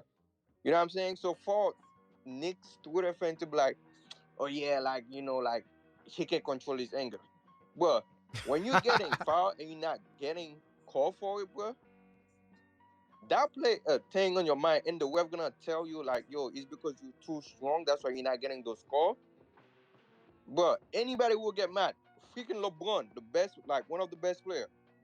You saw how he act against Boston, bro. Mm-hmm. So to tell me Wendell cannot act like this, like come on, bro. Nah, you know what it is? It's just hype, man. Knicks Twitter just I can't even say Knicks Twitter. I can say it's like divided. There's like a hype train going on around trolling Randle. You saw what they did during when we lost Game 6. They tore down his poster. There's this thing that's going on where dudes are going viral for shitting on Randle. I think a lot of it Yes. has to do with that. Like Yo, I saw dudes this want to thing, be right? seen. Wait, hold on, Some dude hold was on. like, Some when they ripped down the Randle poster, right? They quickly interviewed the kid, some kid, and some kid repeated what his dad said. It's almost like I'm like, yo, you happen to be there once they ripped down the poster to do an interview. This shit seemed planned. bro, You know what I'm saying? Like it's some weird it's a shit going on. particular group that support RJ on Twitter. I forgot their name, but it's a particular group, and somehow those group be like having how you call that? Not even podcast. They be having like I think it's some sort of podcast with Ion, that reporter dude. Is somebody in those group that doing this? They think that by dividing the whole team, that Nick's going to listen to them, or Leon was going to be like, okay, yeah, like I understand what you guys feeling like. I don't know why they're doing it, and for somebody to, they also put a post that window just doing that surgery for fun, bro. Yes, I had yes, that surgery on too. my shoulder, bro. Yo, That shit is not fun. no, the trolling of Randall is so strong that what's that show that's on the Yes Network? Boomer and Carlton, or Boomer? Y'all know what I'm talking about. That I Yankee think I have show. seen the show Yeah, that you're talking about. the Italian guy with the bald head. He has like the old. I know what you're talking Yo, about, he bro. said that Randall asked for a trade. He straight up said that, and then everybody was like, "What?" And then they asked Randall, and Randall was like, "He never said nothing like that." That's how strong the Randall trolling is. That guys with a national TV show have to make up shit just to get attention. Bro, that they're Like using window name. that's Like that show you crazy. how strong and powerful window is, bro. But you They're know what, using his though? name to get like to get You know love. what? As Knicks fans in New York City, it's different because when you got fans that stay going to the Garden and you see the performance of players in the Garden, it doesn't have to be Randle. I've seen it happen to other players too. They're gonna ride him hard, bro. Like they're gonna ride him hard. They're not gonna let him. Like when you become an all-star and you're especially in a Knick uniform. And when the playoff times come and you don't show up, those especially like I can see it happen maybe 1 year, I get it. But when 2 years in a row when it happens, then the fan base is gonna question your ceiling as far as you being because their expectation is you to do well. All right, not So to cut you off right there. Not the fan base. The fan base on Twitter. There's two different fan base we're talking about. Because the yeah, I Garden feel what supporting you're window. saying. Like that Twitter shit, I don't put no. The fan base in New York support window, bro. And not to cut you off again, bro. Like while you saying, okay, the first year, No, yes, they do window not. play like No, shit. No, they they do no, not. That they do the No, not. they first do They year not, he bro. played like I've been shit, bro, bro. like these I Twitter told you streets, earlier, man. these Twitter streets do No. not like Randall, The bro. first year, window play like shit. We all know this shit, bro. He folded. But that second year, bro, I'm a soccer player, bro. I got hit consistently on my ankle, bro. And nobody you got a high ankle sprain, bro. Right? At the end of the season. Right? You sit out for like a week or two. You came back, bro. You twisted your shit again. Okay, but listen, You listen. telling me that the dude was okay, yes, he was putting up 25, 30 points. The dude was hustling on the board. Yes, he wasn't playing He shouldn't have been on the like yes, he fucking wasn't playing good court. defense, bro. He Right? shouldn't have been on the Yo, court. yo, That was not good fellas, for his career. That was not good for the What? team because yo, listen, fellas, but fellas, listen, That's like when Giannis. Hold on, hold on. just listen, bro. Just can I finish the point all right, so you guys can all right, understand? go ahead, go ahead. I'm not disrespecting Randall. What I'm saying is, if he was playing on a compromised ankle, right? Like you said, he fucking twisted it again. He probably fractured it the first time, or he sprained it really bad the first time, fractured it the second time. You get what I'm saying? So knowing that, he shouldn't have came back and played. Obi should have just played it and knocked it out. That Right. again, Agreed. a coaching Agreed. team. Now But let I me have a finish. question. Wait, real quick. I got you, OG. After Obi plays, however he plays, you can't blame the injury on Randle because it wouldn't be on the floor. You get what I'm saying? Him being out the compromised affected everybody else's game. In effect, it was basically 5-on-4 the whole time and he was there. You get what I'm saying? He had a glimpse of a little bit. I think it was game 3, and then it was over after that. You get what I'm saying? So it's like, no, Okay. man. Okay. Like, trust me, I support Randle, bro, because I don't think he needs all the hate. But after everything that transpired in the playoffs, it's like, all right, bro, you just want to be a 6-man, which I can deal with that because that's needed. His 20 and 10 and 4 is cool for me. Every basketball team needs that. Go ahead, guys. My bad. Now, this is the thing I want to touch base on really quickly. 3 quick points. If you go to Atlanta series and you go to this series, to me, it was the same. It was the same Julius Randle. Randle was fully healthy against Atlanta. He wasn't that healthy against in this year in the playoffs. So to me, it was the same fucking thing. I didn't see no difference. Number 2, when the playoffs started, he played okay. He didn't play up to his what everybody expected him to see from him. He didn't. It is all Jalen Brunson. Jalen Brunson carried us through the playoffs. It wasn't Julius Randle. We know this is a fact. Number 3, when you look at the earlier rounds of this year playoffs, he was below average from what he was doing during the regular season. And he also did the same thing last year when they played the year when they played in the playoffs before that. And then think about this. If you're a guy and they just gave you a contract and your contract is getting higher, right? And you're an all-star now. And this is what the organization is going to have to look at. I'm pretty sure the Rose and the rest of them look at it too, is that how high of a ceiling is he's going to be going forward? Is he worth that money that they gave him going forward? This is what the reality we have to understand. If he's going to peak out at 50, 46 mil, 50 mil coming into the next year and up into 2025, and if he's reached that ceiling, he's not bringing us to any other higher levels, then you got to understand something. The realization is that they got to move on to something else, whether it's 2 guys or 1 guy. That's the whole thing we got to think about. If Julius Randle has reached his potential, this is as high as Julius Randle is going to get. This is the best Julius Randle is going to get. This is the best we're going to get out of this guy. It's an inconsistent play during the playoffs with great plays during the regular season. Which do you rather have? That's the reality we got to think about. Because anybody will tell you, from the LeBrons to anybody that is an all-star, that made an all-star, right? When they have a particular amount of play that they played during the regular season, but they elevate their play in the postseason.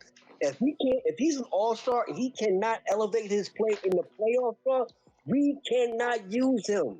It don't make sense to keep a person, whether it's Randle, whether it's Obi, whether it's Brunson. If Brunson didn't show up during the playoffs and his play dropped compared to what you just gave him, you would be saying about Jalen Brunson.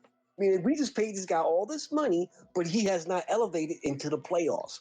That's what I'm trying to tell everybody. We need somebody that's going to elevate their play in the playoffs. That's what this shit is about. We know we can get to the playoffs. We got a squad to get to the playoffs. We've been having a squad to get to the playoffs. But if they can't elevate when it comes to the playoffs, it's no point. All right, can I ask you a serious question? Are you here, OG? Yeah, I'm here, fam. Why did Miami beat us, bro? Why did Miami beat us? Better shooting. Period. Better outside shooting. They killed us in the perimeter. That's not entirely true. Yeah, they did. Duncan Robinson. So, Check the do you numbers. really think we know the problem, or we have a problem? If you check the numbers, they made probably 2 or 3 more shots than us in No, totality. I But mean, it's not. It's not. I I'm mean, not it's looking not at the that. It numbers. was This is what you gotta stop turnovers. It doing. was Hold up. turnovers and Yo, rebounds. Hold on. Let me Turnovers finish. and rebounds. wait. Let me finish. See, Wait, let OG this is talk real quick. I want to hit that hold on. point. This is the thing. I'm not talking about. It's not the numbers that get you. It's when you hit those shots. It's my point. It's not always the numbers. It's when you hit those shots. It's not always how much you score. It's when you score. All right, so how do you feel about don't get me wrong, right? Hear me out on this. I love Mitchell Robinson. But how do you feel about Mitchell Robinson, bro? Oh, they heard me about that. I think he's an offensive liability. He brings. He's a great defender. He's a great offensive rebounder. But when it comes to us spacing on the opposite end of the floor, it's an offensive liability. He clogs the paint up for a lot of guys that need to go get a bucket. Um, it's just it's about spacing and it limits our outside shooting because people can recover towards they can easier for defenders to recover on our shooters because there's no he's an offensive liability in the paint. If we got somebody that can actually post up in the paint as at his position, it opens the spacing up for our shooter. That's been a problem for us. If we don't get that person that can be an offensive threat, maybe he doesn't have to give you 25, 30 points. He could be a guy who's getting 15, 18. You understand what I'm saying? But he's an offensive threat that can pass the ball or make a bucket. He's not that guy. So what you have is a spacing problem for our guys around the perimeter. Guys can't cut to the basket. Guys can't. They got to get their own shots harder. It makes Randle get harder. So when we have that's the spacing problem we've been having the whole time. So teams game plan for that. So when teams game plan for that, it makes Jalen Brunson's job harder. It makes RJ's job harder because we don't have that spacing because of the offensive liability in the post. Yes. So I don't have no knock against him. I think he's a good player. I think he brings to the table, but as offensive liability hurts us when it comes to the playoffs. Exactly. And during the Because regular season. I agree with you 100%. Everything you're saying, bro, I said the same thing to somebody. But apparently the dude said, "Oh, you're a soccer player. You don't know basketball." I was telling somebody, yo, you're going to win as many games as you win in the regular season. When it comes to the playoff, it's a different ballgame. When you have a center that can even hit that can even take a shot from the free throw line, it's going to be a problem. But I was saying that I was proposing that we didn't have to trade Mitchell Robinson. We could have traded that kid Hartenstein for Porzingis picks and bring Mitch off the bench. I Because got by one having question. Porzingis, I bro, got no, one no, no, no, question. yo, hear me out. No, How just hear much me out, money bro. do you think? Hold on. How much money y'all think Mitchell Robinson's worth? It don't work, bro. That's what I'm saying. Don't trade him because he's on a good Exactly what his contract. contract is. Yeah, he's Yeah, worth the that's Exactly that's 60 what what that's what million. his I'm saying. I contract didn't say is. trade him Yeah, fair though. he's for worth the everybody. 60. I didn't say trade him. We keeping him though, but he's gonna come off the bench with the second unit. Cause the first unit that we have, right? Think about it, bro. RJ not a good 3-point shooter at all. RJ get 90% of his point in the paint. By having Porzingis on the floor, RJ can slash, do whatever slashing you want on that left hand, whatever right hand. How go? Because having a shooter, a center that can take the other big man out the paint, bro, it's a privilege, bro. That's why that's exactly what Bam Adebayo did to that kid. And he wasn't only touching Mitch, he was literally doing that shit to Hartenstein too, bro. And like every time he come out to shoot the ball, bro, somebody cut. Um, how you call him? That little light skinned kid. He was cutting. Martin, I believe his name is. We was getting killed because we have a center that can't shoot, bro. I don't know why we didn't A update that. center's a center's not supposed to shoot, bro. What you mean, bro? In What are today's you NBA, talking what are Like you about, talking about, man? bro? today, That's what the league. In Hold on. today's In NBA, bro, today's that's the thing. NBA, Y'all bro. keep thinking In about this is today's 1980, NBA, bro. oh my This is god, not centers can bro. shoot, man. 1970, What are bro. you talking about? This is not In today's 1970, bro. The NBA, all NBA the big men expanded, got bro. can shoot from the outside. They Bro, can shoot 15 feet out. He bro, can't shoot. He bro, can't even shoot 10 but feet here's the out, bro. thing. Here's the thing. The NBA expanding. A lot of Knicks fans keep taking this is 1960. This is 1970. It's not it, bro. Yo, Every Mitchell center can Robinson shoot now, can't bro. hit from 10 feet out, bro. He can't hit from 10 feet out. Bro, not even that. Dude can't even hit a free throw, bro, consistently. The Like NBA it ain't like Nobody he can hit a free throw consistently. Free throws were fucking horrendous this year. bro, exactly free what I'm throws are saying. freeze, bro. He can't hit 10 feet out, bro. Mitchell Robinson can hit a shot 10 Listen, feet out. to be honest, like I said, I think his contract is friendly to everybody. This is a prove it year. If he has literally no bag and he can't average fucking 12 points and 10 rebounds a game, I'll be open to trading him.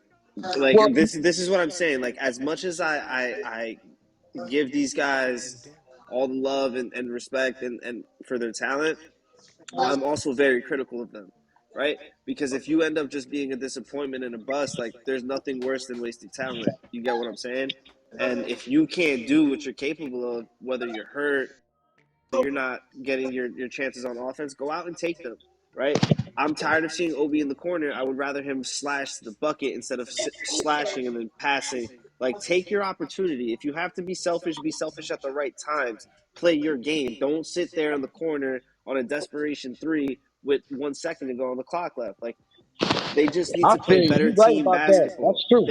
They need to play better team basketball and trust each other. I think this year Julius was able to trust everybody because Jalen was there to make the plays. You get what I'm saying? Even though there were times where I wanted Jalen to fucking pass way more, bro. I'm gonna ask. But Let me we ask just you a didn't hit question. shots. Let me ask you a question. If we go,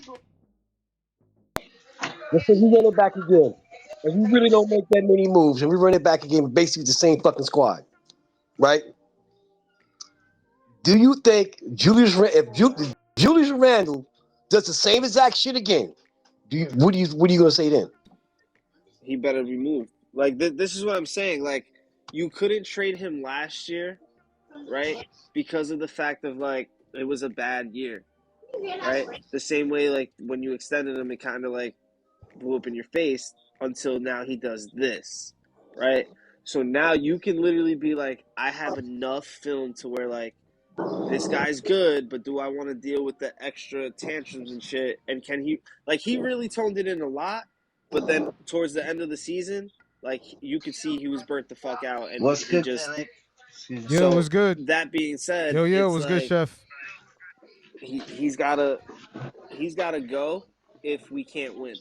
Like if we can't win a finals with him, like this year, I he's don't. gotta go. I feel you, but I don't see him winning the finals with us. I don't. And I exactly my don't. point. I don't either. So I would trade him now, and honestly And I try to think make up with Obi somehow. But with the physicality, that's Randall's thing. He's a beast, bro. He is built like a fucking beast, dog. So he not in the can playoffs, back he ain't. people down. And Not in the Obi, playoffs, he turned to a fucking cream puff. but But that's what I'm talking about, bro. but If He you Julius turned have to a a Randle on the cream puff, that, Lakers, but man. that's what I'm talking about, bro. If Julius you Randle have on the a Lakers center is a that can bully, shoot, bro, window can dominate no dog. matter I what don't time I he don't is. I See, don't this is need the thing. Joel This is, Embiid to but sit see, here this, and shoot threes, bro. Joel Embiid's got to put people on posters. Do your Bro, we're job, not dog. talking about that's, Joel Embiid. He's not a shooter. Dude can shoot a couple three here Joel and there. Embiid shoots like He's not three a three shooter. pointers a Nah, game. bro. A shooter is well, see, Porzingis, you bro. don't necessarily need a center. Porzingis is a shooter, bro. Like But the moment he Porzingis ain't crossed, no, coming no, no, I nowhere no. Hear near. me mean, out. we shouldn't He's have in gone Boston. Porzingis from is a shooter. Porzingis either, but No, like, no, no, no, no, no. He's in Hear me out, Boston. bro. Porzingis is a shooter. He gonna bring your center at the paint. Cause you know the moment he step up, he cross half He court. plays, yeah, but that's Yeah, true. bro. You don't Porzingis come does up play on him, bro. inside and out. He gonna He light does. you up, bro. He plays Porzingis is a inside and out. shooter. But we're not going to see him. He's gone. He's in Boston. So that's a wish sandwich. that's pathetic as well. Why did we not try? If you told me I You had know to what? trade Jericho That's, Sims and iHeart with a first Bro, round no, no, pick, no, no, bro. We could have literally traded iHeart and a couple and 2 second round pick, bro, and get him. I like, yeah, because Boston bro. got him I for wouldn't nothing. mind losing Isaiah And he Hartenstein, and bro. he wanted to come to New York.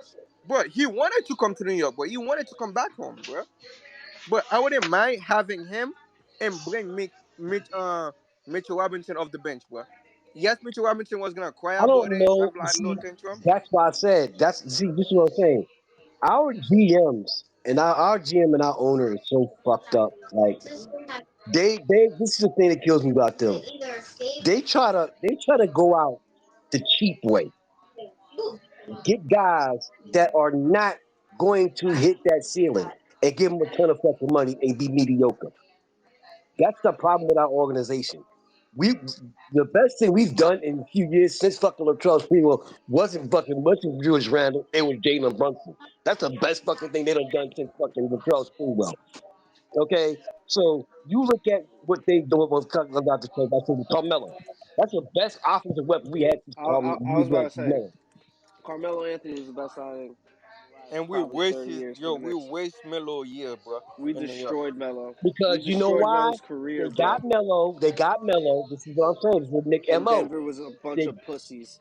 hold on. They got Carmelo, and he wouldn't spend no more money to get other guys that could really complement his game. What They went money? mediocre. What money? Where'd you want the money to come from? Well, Jimmy and wasn't gonna give that out. well. To be fair, I don't They think. was Hold on, giving J.R. Smith $35 million. time He out. was just I agree. dreaming. And this is what I'm saying. This is what I'm saying. That Denver team right there, you can call them the Mile High Knicks. You want to know why? Because those are the Knicks draft picks that fucking won that championship, and that is Yeah, bullshit. And that is yeah, that's bullshit. what I'm And you know saying. what's crazy? You know what's crazy? If I don't know if anybody caught this, but they showed an all-time Denver Nuggets highlight reel. Not one fucking clip, not one thing of Carmelo Anthony in the Denver Nuggets all-time greatest moments. Not one thing for him, right? And he So was. like him he was everything. He's the only reason they're fucking relevant, literally. Yeah. That trade gave them a championship, and we destroyed his fucking career. I remember fans like seeing because I just discovered like there's an actual like real community out there. But I remember hearing crazy shit like Melo's a ball hog. He needs to get off this. And I'm like, what? Who the fuck? You think you want Melo to give it to fucking Chandler and say, hey, yo, Prince, save me? Like, no, bro. J.R. Smith. J.R. Smith cooked when he's only averaging like 14 points a game at the time because he's not really And getting you know, looks like that. you see the size of the contract that he got. But like this is what I'm saying. That he bails on him and Shump bail on fucking Melo to go win a ring with LeBron. Like so dirty, bro. And then they fucking ship him off to fucking Foxville, Oklahoma City. Ends up with the Rockets. Ends up with fucking Portland, and then fucking tries to win a fake ring with LeBron. But they're like everything that happened to Melo after the Knicks, bro, was because of the fucking Knicks, and it's disgusting, dog. Whoa! I gotta stop you right there. Ask yourself, why did he keep getting traded around like that? Well, what was he not doing? He wanted to be coming. He didn't want to come off the bench. He wanted to be a starter, bro. Melo is the most versatile fucking scorer I have seen outside of Yo, the fucking last time he was that Steph Curry, versatile Kevin scorer, Durant, LeBron, the last time he and was that Kobe. versatile scorer was when Roy Hibbert blocked him. After that, he wasn't that no more. After that, his hops was not the same. He kept pump faking. He was not the same. After that, he was not the same. Let's keep it a buck. After he left New York, Let's keep it a buck. he wasn't the same. Let's Yeah, keep but it he a was buck. able to still keep it a Nah, buck. but you gotta understand something. When you was in New York, hold on. His You gotta understand something. mid-range efficiency went up. But hold on. When he was in made New up for York, it. you gotta understand something. Carmelo was a high volume, high minute player when all the time he was in New York, and that was a long fucking time. Like he got worked extremely hard when he was in New York. When it came to winning basketball games, And KP they was never too early. No, but I'm saying you gotta understand something. He never got that other complimentary player like LeBron had got Kyrie. You understand what I'm saying? These people gotta understand something.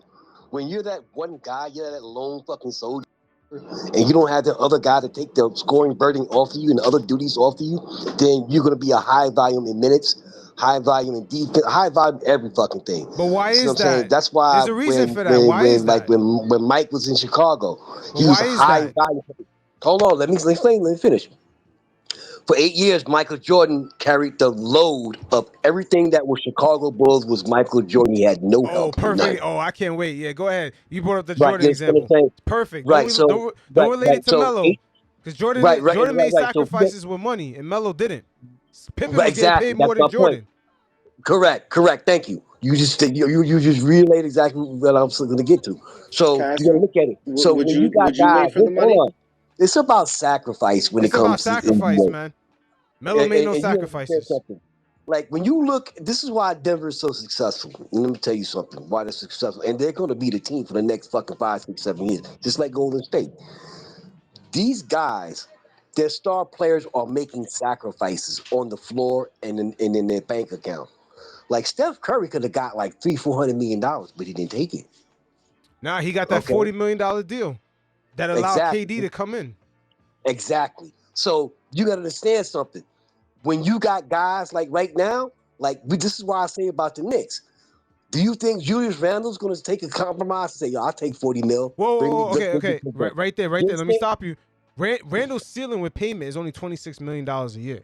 RJ Right. eventually gonna make more money than Randall. Randall's contract You ain't know, crazy. That's true. That's Randall's true. contract That's is true. not crazy. Not at all, Right. especially with the cap going up. Randall's Right. contract is not RJ, crazy. Randle, and Brunson's contracts decrease in value. Yo, Now you look at So you All right, go look at ahead. that. So like now you see like I said. Now we looking at Randall's ceiling and we looking at RJ's ceiling. We really don't know what RJ's ceiling is yet because he's still young. He's only 23, so he's still got ways to go. So I'm not jumping on board and getting mad with what we're doing right now, which I think is a good idea. Because if you look at Denver, that pair of Murray and Jokic came off the bench together. They played for 8 seasons together with the up and downs and the lows. So it wouldn't bother me if we didn't get a ring until like 2-3 years down the road with the young guys we got now. But we got to believe in what we have and work and keep working it. Just running to go get just running to go get a superstar doesn't necessarily mean that's the solution. You Yep, understand good what I'm saying? point. Because like I feel like RJ's on that cusp of becoming a legit superstar. I think Randle has reached his potential, but I think Randle reached high as he's going to go. It's a possibility until he shows up in the playoffs. Then he's going to have the mark as a man in show up in the playoffs. So that's going to hurt him more than it's going to hurt the Knicks. So that's how I look at it like that. Obi and all these guys. I don't think everybody think we're going to go trade for somebody. I don't think they're going to do. But I think they're going to do. They want to move Evan Fournier's money. They want to move all this other money off the book so they can go get whoever they feel like they want to go get. That's why I believe that they're going to get Paul George because they initiated the talk. So it's the Clippers. The reason why they're going to bring him in as a loan. Also, when he's not, his contract will be gone. All that money is going to free up a lot more money. So you got to think basketball sense. I see that happening. It makes sense. They're not really going to give up a whole lot. They're going to get a lot of money off the books. They might give up one young player. I don't see them getting up 2 or 3 young players. There'll probably be one tops and a few draft picks. And Fournier is going to be in that package. So we're looking to move money off our plate. That's the main thing because the next 2 years is very crucial for us. I Yep, don't know. facts. I don't know what they're going to do with Mitchell Robinson. I don't know how that far that's going to go because other teams are inquiring about him as well. So if anybody get moved, don't be surprised he get moved. You see what I'm saying? Because you got to think of the future of the younger players that's under him that brings an offensive skill set to what we have, unless this guy's going to take a role player. So I just think that I don't see us. I don't believe because we got all these draft picks for the next 4 or 5 years, and it doesn't. And I don't see our off front office trading away all those future draft picks for a maybe or for an injured guy or for anybody, even Zach LaVine asked. You know what I'm saying? I don't see us taking on a 50, 40 ridiculous contract that he's got for the next 5 years. I'm not buying into that shit at all. That makes no goddamn sense. So you got to think about that. Why give up all your youth to get Zach LaVine at that high? Nah, doesn't make no sense. Well, Doesn't he make any actually sense at fits- all. He fits it, right? So like, No, he does not It's fit not it. about fit. He doesn't fit. He The doesn't money fit don't at all. And the money don't fit. You got to match the money. If Zach is getting $40-something million, right? You got to match the money, bro. That means you got to get off Fournier's contract at $18 million. You got to go for another contract. That's exactly. awesome. Yo, Raid, awesome. I remember what I love to told you about the new salary cap rules? There's penalties for that. So let's say, listen to what I'm saying. Bro, Now, listen, hold on. Let me land real quick. Now, if you pull up Zach LaVine's contract, right, and you see that the money that he's getting, let me see here. I'll pull up his contract real quick here. All right, for the next few years. All right, his contract for 5 years, $215 million. Ooh, Really? Nah, no way. Do you think that's retarded? Nah, no way. 5 years. 5 years, $215 million. Wow, with a really player watched option him play? for Have you 2027. watched him play basketball, guys? My man got a player option. Hell no. Dude, he's not that dude, dog. Yeah, Not for that $50 kind of million money. player option. Get the fuck out of here. Hell no. Zach LaVine is No not. way. Paul George is better than him. No way. No way. That's crazy. Okay. That's crazy. You guys Now, gotta the watch, common man. sense is this. Basketball sense is this. You trade for Paul George. Paul George only got 100 mil, barely 100 mil on his left on the book for him. He got that. You can exercise. He might know 9 times a day he can exercise his player option. That's off your books immediately. You get that $200 million, you stuck with that shit. You stuck. You Damn. stuck. Yo, how many playoff series has Zach LaVine ever won? Like how many has he even played in? My None. God, my man been in the league since 2014. None. But like that. Nah, that's no the way, thing. bro. Mm-mm. Like he's an all-star. I get But- that shit, but you're not. He's not worth that He's a- 215 million for pure 5 scorer. years, bro. He's a pure scorer, and he can hit big shots. He hits big clutch shots, bro. Like, Bro, Nah, you're here's the not thing. at what that I'm price saying. tag. We got Brunson for Can I that. ask you guys a question? We got Brunson for that. Did anybody have any hope in Aaron Gordon? I knew Aaron Did Gordon was gonna be good. I knew Huh? that shit. But I Aaron mean, he Gordon went was to never that Orlando. guy, like the 1A. Okay, this is what Yeah. I'm saying, right? A lot of people knew that he was great, but it really wasn't working out. Nobody knew like where he fit in Denver, and he came out and helped them win a championship, right? Zach LaVine doesn't have the right help around him, right, in order to carry the Bulls. So that being said, he can come to our team and take pressure off of Brunson and take pressure off of Randle and take pressure off of RJ when it comes to scoring, because he's a solid 1 or 2 option with the Jalen Brunson and an RJ Barrett, with Julius Randle taking the 4 and allowing the bench guys to come in make things happen, because he's 6'6", he spreads the floor, and if he's not having a good night, he can get somebody in there. Like he can Now, I'm facilitate gonna for the bring whole you to team. reality real quick. Chicago is not gonna give up. They're trying to clear $250 off their books. Okay, you know what they're gonna ask for us to get him? You're not thinking about that. Oh, they gonna want something. It could be RJ. It could even be Julius. Okay, so you gotta think I about would that. do it if it was Julius. I would No, do it. no, man. You tripping. For a guy that had that many knee surgeries, man, come on, bro. Nah, no That's way. what I'm telling you, That's man. not even close. He got hurt once, bro. Nah, he got more than that, man. Nah, he got more knee surgeries than that, man. Like, listen, bro. This is what I'm trying to tell you. You don't know why Chicago's trying to unload $215 million off the books. It's a sucker trade, man. That is a sucker trade, bro. Take him that $250 million on the books. We're in selling crap hell. And you take that 215. That's $43 million a year, bro. 2027 is when he gets the option. The 50, yeah, he get a player option. Serious? Player That's option for 4 years 50 from mil. now. Yeah, player option for 50 mil, so he could opt in. He has the choice. Exactly. And So, that's in let me ask you guys something. That's Is crazy. the championship team? Wait, say that Not again? right now. What is it gonna take to make the Knicks a championship? Not Zach LaVine. Zach LaVine is definitely not that answer. He actually so brings the tell team me, down. Hold on. I'm gonna put it like this. Him and DeRozan. This is what I'm saying. Not the answer. Check this out. If we trade, this is common sense.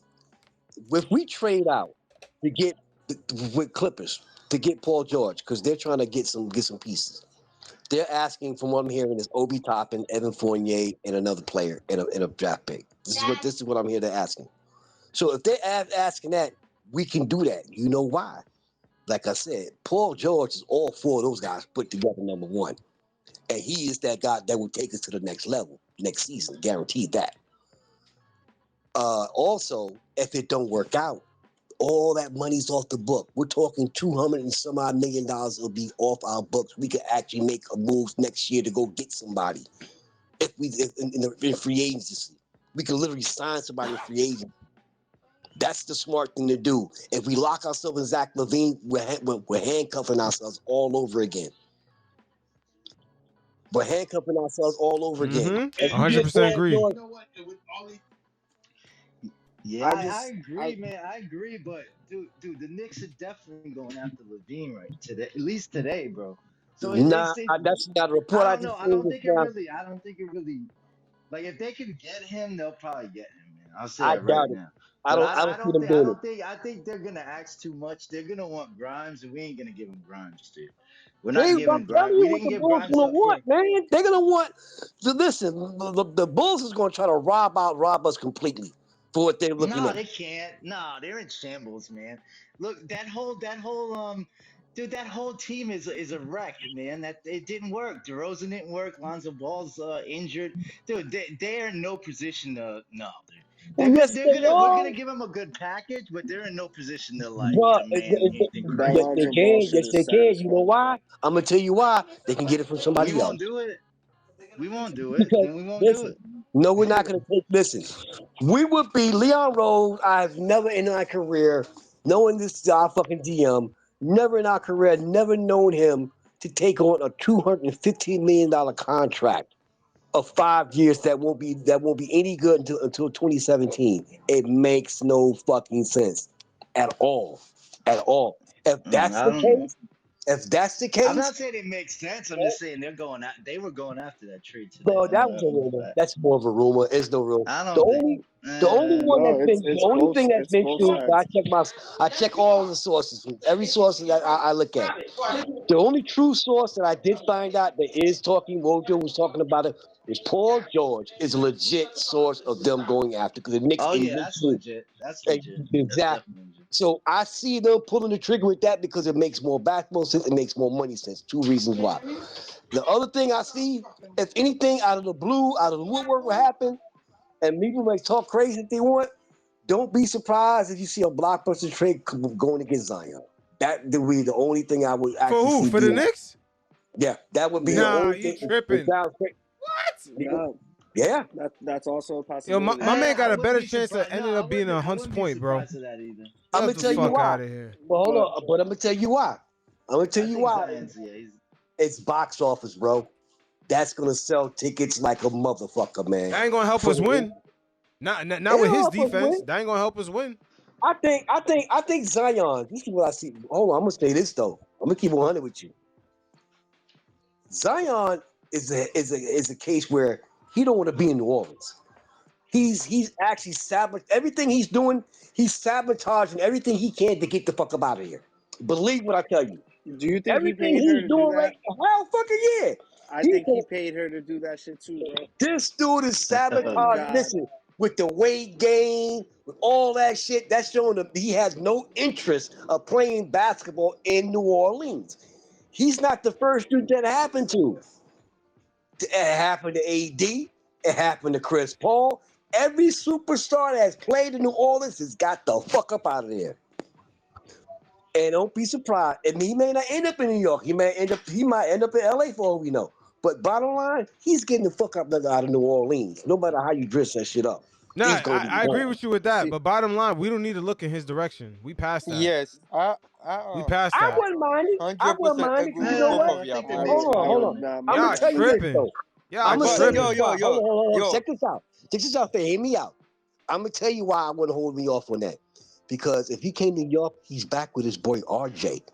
Come He's on, we back said the with same that. thing about No, no, Reddish. no, no, no. We Let got him too talk. much Hold on. Sasson Let over him here, talk. man. He gonna be eating too much pizza, Let me bro. I'm going land. to counter him. Let I'm me going land to real counter quick. him, bro. Let Let me him land talk. real Let him quick. talk. Go Now ahead, I'm gonna bro. tell you something. This makes basketball sense too because number one, he's back with his boy because him and Cam never had that kind of relationship. He had a bigger relationship with Zion than he did with Cam. That's why that shit never clicked. Now he comes to New York. That relationship, his basketball, everything changes completely across the board for the Knicks, for the NBA, for all because that would be the bigger talk than any other trade to go down to the whole NBA. It's money for the NBA. It is also money for the New York Knicks. It's also money all across the board, especially with the happened to Ja Morant shit. The NBA's taking a black eye, so they're gonna try anything they can, impossible, to try to make something work that makes sense for the NBA. It wouldn't surprise me. I'm not saying it's gonna happen, Uh, but it wouldn't surprise me. all right, but okay. Let me tell you why. If we get Zion, they're gonna pack RJ to New Orleans, bro. You cannot I have don't no, Zion. no, I don't see it. No, no, no, no, no, no, no. Hear me I out, got boy. that. I listen to you. You cannot have Zion, Randle, and RJ on the same floor, bro. RJ cannot shoot the three ball, bro. Zion eat in Randall the would be paint. in the deal. Zion live in the paint.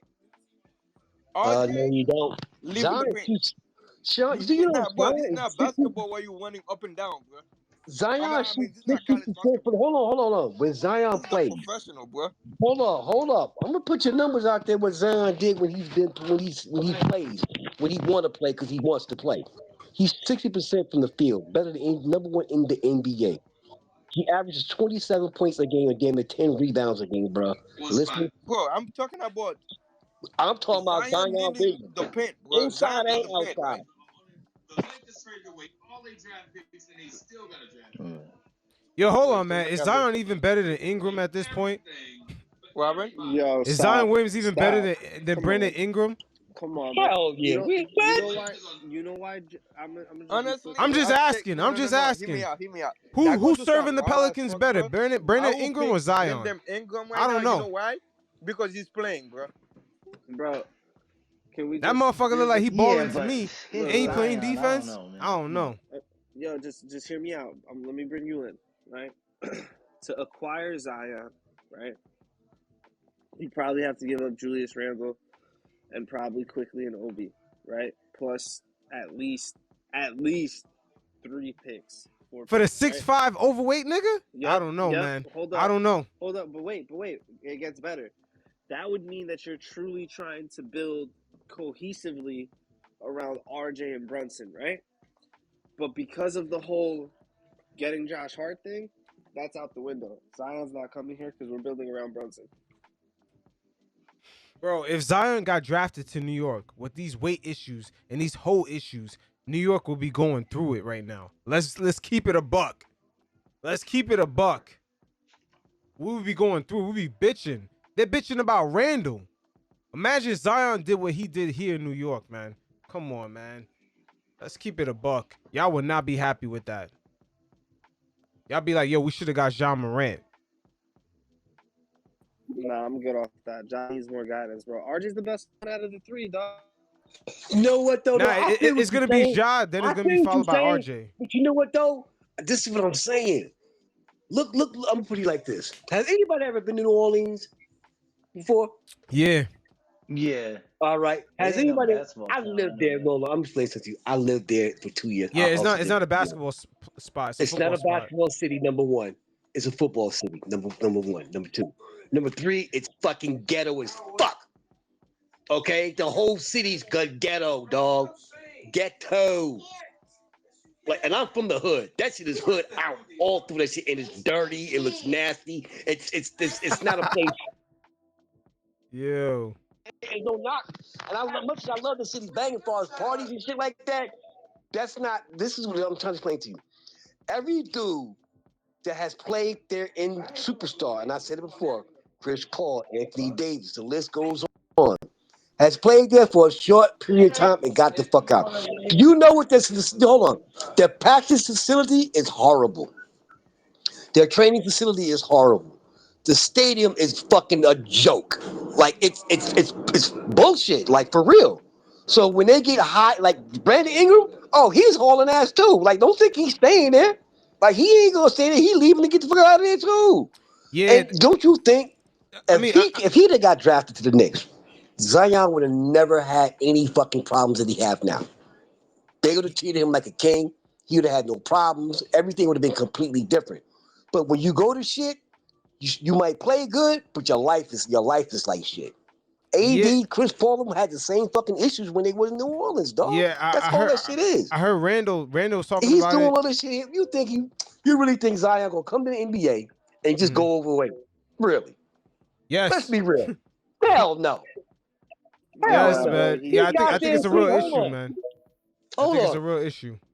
It ain't. It's not it. He got there and he had no. Listen, when you're playing for a team in a city that don't embrace basketball like that, then what you're gonna have is an unhappy basketball player, and that's what he became, an unhappy basketball player. You understand what I'm saying? You know, and that's what happened to Chris Paul. The same thing. Chris Paul got to New Orleans. He was balling, but the year he got really unhappy, he picked up 30 pounds, dog. Yeah, but yo, at the end of the day, all I gotta say about New Orleans is that they got an owner. Ain't she the same owner for the NFL team for the Saints? I think it's the Yeah. same. It's the same woman. Yeah. Yeah, they treat the Saints like a stepchild. They just like, oh, whatever. You know what I'm saying? They're like one of those owners. They're mad rich. They don't really give a fuck. Exactly. So you got an unhappy basketball player. Unhappy basketball player do unhappy shit. It's just that's reality. Nah, So you know, I really think it is. Zion is bigger than their logo. That's the problem. He's bigger than the logo of that team. I think he's bigger than the logo too. But you know what though? It's like I said, the dude's unhappy. When you get unhappy and you're an athlete, a lot of things that you normally did when you was in college and you got to the pros, you see what it is. You know the lifestyle change, the money comes, this and that, and then you living in the city that don't embrace basketball like that, and it's a party city. You feel what I'm saying? It's nothing really there exactly. So you start to fall into that fucking mix, and that's what happened to him. You see what I'm saying? Shit. Now, if he's there, so they look at Ja. Ja fall into that same situation in Memphis. See, he got to Memphis. Memphis is not a basketball city either. It's football. Tennessee, you're talking about football all day long. Yeah, it's really Memphis is really Alabama, low key. Exactly. So you look at Memphis, as Ja was playing with Atlanta or the Knicks or the Chicago or he wouldn't be getting into all that shit he getting into because it's a different. It's that they embrace basketball. That they look at you a different way. They meet and treat you a different way. You know, the people around you, surround you, is less likely to be around you. When you look at Memphis, Tennessee, and you look at New Orleans, the type of people with real money there, or people or sit in the front row, are rednecks. People that got a lot of money. They have no real true interest in basketball. They're just going there just to go. Nah, I wouldn't say. I would say a lot of farm money, a lot of oil money. That's all it is. Exactly. It just look different. It just look different. Yeah, and it's football people versus him playing in LA or him playing in Cleveland or him playing in there. So you got to look at that. You got a bunch of fucking hillbillies that's there watching the fucking basketball game. I'm telling you, bro. I'm telling you, man. Nah. I would say maybe if you was outside of New Orleans, but New Orleans, I mean, yeah, New Orleans is a little different. If you was in Louisiana, like the rest of Louisiana, maybe, but New Orleans is a little different. I wouldn't say all that. I just say, you know, new oil money, new farm money, and that's pretty much it. Yeah, you know but they're not into basketball like that. They're not into basketball. Nah, they're into LSU. It's all LSU over there. They're into LSU football. It's football. That's what football. How come you think we ain't push no buttons on draft night, man? We ain't got no. Because we're not in it. I mean, we got leverage, man. You can't say we don't got no leverage. We ain't got no buttons to push, bro. Yeah, they're probably not gonna play quickly. I think you gotta wait for these Pacers picks, man. These Pacers picks at the end, because they don't need all those friggin' picks, man. Wait, how many picks they got? They got like 4 picks, I think. Damn. They got 7. They got 26, 29. Next year, I thought we was gonna trade Toppin for some picks, man. Just individually, man. After that news came out, I'm shocked. Well, it would be with the Pacers, though. That's what they said it would be with the Pacers, most likely. But if you look at that too, though, I think, like I said, I really believe that we're not going to make any big moves until next year. I don't believe that because we did enough. We did enough last playoffs to go. No, I believe we already know we enough last playoffs. I believe. I'm telling y'all, I believe. Mark my words in this. I believe they're going to move money off the books. That's what they're going to do because they know what's about to happen. Standing pat. We can't stand pat, bro. We either signing Quickley in Hart and making a trade to that's why stuff less leverage. That's why they didn't sign those guys yet, because they got to move that money. They got to move Fourier and all these other cats off the books before they can sign these dudes. Right. They got to. That's true. Yeah, so I don't think we're running it back. I don't think we're running it back with the same team by no means. No, we're not. You're gonna see a lot of money go off the books. You're gonna see like 3 players gone that had extended that high contract. I think Quick went like damn near 100 million, right? Yeah, he won 100 million, but he's gonna get like 20 mil per. Yeah, I mean, he deserves that. I mean, he's gonna get. And how about them damn Warriors clearing out that Jordan Poole fucking contract for Chris Paul? That was the right move by them. Nasty work, bro. Hold on, I'm gonna tell y'all something. That was nasty. I'm gonna tell you some crazy shit about that. To re-sign Draymond Green, bro. Draymond Green, I think, pushed that button on Poole. But beat this, y'all. I'm gonna tell you that was the dopest move through the whole fucking everything going on this year, because people ain't paying attention. Last year, the Warriors led the league in second unit in turnovers. Yeah, because of Jordan Poole. They get rid of him. They bring Paul George. They bring in point guard. Bring him in. He's only gonna get but so much money. You cleared $100 off your books. You got a dude that's a locker room good dude. You got a guy that these dudes They're are gonna about to look up pay to. fucking Draymond Green $28 million per or $25 million per. They're gonna. I mean, he's probably gonna get restructured. You know, being Yeah, that he opted out. he But gonna get a nice check. He'll get, but see, this how they you pay him smart, over man. $20 million? That's crazy, bro. No, yeah, but he has an impact on that squad though, so Exactly. it's worth it. So let It's Draymond worth exactly. it. Green It's walk, worth man. it for them. It's worth it for them. Maybe not for Yeah. us, but for them it is. I Yeah, think for they them, looked at but you got to Draymond look at Green what as they more got. viable than Poole long term. But look at not only just that. What's good about them? They got chemistry, bro, and and they're willing to sacrifice their Very salary true. for the greater cause. So they're gonna go further than a lot of other teams are gonna go because of that Yep. reason, man. That's why I keep telling motherfuckers, man, stop the bullshit, man. When you got players that at that level, Steph and Clay, we all know this. Playoff time come, they play a different level. Yeah. Clay was a Draymond Green little too, Clay late in the playoffs, kind of faded out, but he had a good playoffs and but good he season still had a playing good less. playoffs though. Yeah, he had a good playoffs and a good He season. was top 10. Yeah, he was looking good. Now he looked good. He had some flashes. Yeah, but Definitely had some flashes. boy, he was top 10. He's definitely Yeah. top 10. No Yeah, question he about is. it. Okay, then. So now you can run that back, bro. You can Yeah, they run that running it back. back. They're not getting rid of nothing. I mean, they already got rid of the Of piece that they needed to course. get rid of. Now you add Chris Paul to the mix. Paul could hit the three. Paul ain't gonna turn that ball over. He gonna run that second unit like it's a fucking machine because he's methodical as fuck. He gonna pass the ball and not take that 30-footer. A lot of That 45-footer that Jordan Poole took that inevitably exactly, got his ass traded. exactly. Because if they win that series and he passed Curry the ball, he hits that game winner or takes it in overtime and they win, I think Jordan Poole is still in the Warriors uniform. I think it was just he was Exactly. playing too erratic, too much turnovers, and obviously the Jordan Poole and Draymond Green, Exactly. it factored into their chemistry. Exactly. So Thank you, my brother. That's on the yeah, same page as that's a me. fact. That's exactly what I'm saying. Bringing CP3 to there is a plus to them. There's no negative in that And whatsoever. this may be either Steve Kerr's last year or two, because I do believe he's gonna go to the Spurs, bro. I do believe they're gonna let one of the assistants take over, and he's gonna go to the Spurs, bro. I just firmly believe Yeah, that, his bro. Pop is on his way out. Yeah, because Pop is too damn old, bro. He's too damn old. He probably just want to be there, obviously, to get everybody acclimated and do his due Yeah, he's diligence. grooming the But youngster I think for he the wants to go NBA. out. He wants to go out with a half decent squad and Yeah, do his due diligence before he leaves. yeah.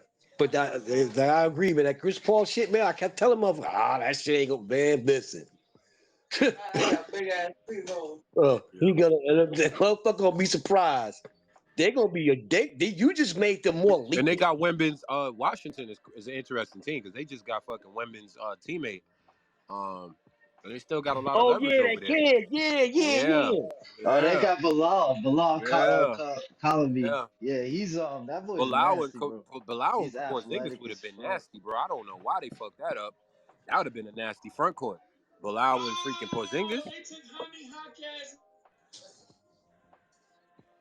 So who they got over there? So they got a Jordan Poole at the point. They got who else they traded for the other day? Oh, so the Wizards are making moves. Yeah, the Wizards got a pretty decent squad. They ain't gonna be trash. That's for real. They ain't gonna be trash. Because the Knicks have the Wizards pick. Mm. Let me see what they got. The Knicks got the protected Wizards pick. Yeah, I think for like the next 3 years. They got a first round. Yeah, the Wizards only got it lottery protected. So the Knicks got one of their first. Indiana? Say it again? No, I said that Lakers picked. Oh, no, that's the way he's from. Lakers just picked up a point guard in the draft. Yeah, they need one. So wait, crazy? So wait, crazy for us though. Indiana. Point guard. But you know what I like about us right now? The direction our GM is making some very smart moves, clearing the money, and we got a ton of fucking assets. That's the best thing that's working for us right now. Plus, we already got a pretty good core already so far. Mm-hmm. So, being that we got those assets, those number one picks for the next 5-6 years, we cleared up cap space, and we'll clear more cap space in another year. Then we should be looking pretty damn good in the next 4 or 5 years. Yeah, we should be. I think I think this probably Julius Randle's last year, man. He probably get traded mid-season or after. Nah, his deal is too good. His deal is too good, y'all. The cap going up. Randle maxes out at $29 million. The cap going up, man. Yo, bench players are gonna be making $20 million a year. Yeah, he might. The only way his deal is too good. Moving him is unless somebody's gonna come to them and ask for that type of player. Yeah. Yeah. And it does happen. Like somebody's gonna initiate the talks because of the simple fact of what happened, what's been going on. It wouldn't surprise me. Yeah, what the hell is Orlando gonna do with all those cards? Hold on, think about it. A team like don't be surprised, like a team like the Warriors or the Lakers themselves, or even the Spurs. It seems like that. That kind of money that Julius Randle's making, it ain't gonna hurt him at all. And they wouldn't mind giving them assets to get him. And it wouldn't surprise me if they trade Julius Randle for more assets. Don't be surprised you see that too. It might not be for a player. It might be for better assets. Did this kid really show up to the draft with this shit on, bro? Is this kid serious? Looking at Jumbo. With the red jacket? Is he Hold out on, of let me pocket, see. bro, or not, bro? Nah, you didn't put it up. Put it up. I didn't see it yet. Put it up. I put it. Yeah, it should be popping up soon. Nah, I think I know who you're talking about. Grady Dick. Oh, you talking about Grady Dick? Oh, he's wild. Oh yeah, yeah, he was styling, man. I seen that. What the fuck? He like nigga like Vanilla Ice. It ain't surprising to see him with that shit. What the fuck, bro? Hey man, I like the confidence though. Nigga look like He's he looking like Vanilla devil's Ice. son out there. He's like a jokester and shit. So Motherfucking like Vanilla Ice, man. That boy can shoot though. That might be the best shooter in this whole draft, easily. Yo, Yeah, I seen him. He could ball though. I ain't gonna lie about that kid. He got a gun on him. He another JJ Redick. The best shooter you see in a while. Yeah, what he gonna do on the he Raptors, remind me. though? Yeah, he got that JJ He's gonna Redick. be coming off the bench for Scotty Barnes. Nah, Yeah, JJ that's a Redick, good man. pickup for Toronto. Well, Toronto, fuck Van Fleet's another dude that's out there still. Van Fleet probably gonna go to 76ers. That's possible. Yeah, very possible. I was shocked that John Moran got Marcus Smart, but I like it, bro. Yeah, that was a good move for them. That was a good move for them. I think I didn't see that shit happening. I didn't see them keeping Brogdon and getting rid of Smart. I don't think that was a good move. I think they're gonna pay for that shit. Yeah, you know what though? I think that's good for John Morant to get a guy like Marcus Smart because now he's gonna get his head out of his ass. Yeah. He needs players like that around him. He's a veteran. He's been in the league for a minute. He know what it is. He's been in the playoffs. He's not a dude that like he's not a knucklehead. You know what I'm saying? So he needs. That's what John Morant needs. He needs guys on his team around him, veterans, real veterans. Yeah, that's gonna be like, yo, bro, man, come on with this dumb shit, man. We trying to get this. We trying to get up in there, man. You know what I'm saying? It sounds like the Grizzlies finally got somebody that could just snuff Ja one time. That's what it sounds like. Yeah, nah, he will be hard on Ja. Oh, he gonna be in that nigga chest. And what y'all think about this Paul George stuff? Y'all sold on Paul George for 50 games a season? Yeah. I'm sold on it. I'm sold on it. I'm sold on it. We need that two-way small forward, I'd man. make that trade in a heartbeat, man. Yeah, Brunson can still cook. Randle can still cook. I mean, I'm sold on it. Listen, I'm gonna tell y'all something, man. If Paul George comes and be in a New York Knicks uniform, number 13, he's been a thorn in our ass since he was in fucking Indiana. If he comes to New York, that motherfucker is gonna be balling out hard. He's gonna play, and not only just that, dog. You know how much he's gonna spread the floor for the rest of the how dudes? you just fall in love with Tibbs after 1 year with the USA team? Like, I don't understand. I really don't. You got some players that's got relationships with coaches we don't understand, man. I thought it was Panknick. That's just what it is, man. Some players gravitate better to assistant coaches, ball boys, defensive coaches, offensive coaches. It's just how it is, man. Yeah. You know, you got some guys that's just like that. I mean, you know, like you know, you look at, you know, quite a few players always was good with like assistant coaches, great relationships. A lot of times, assistant coaches be the reason why a lot of motherfucking players stay. Right. So that's a fact.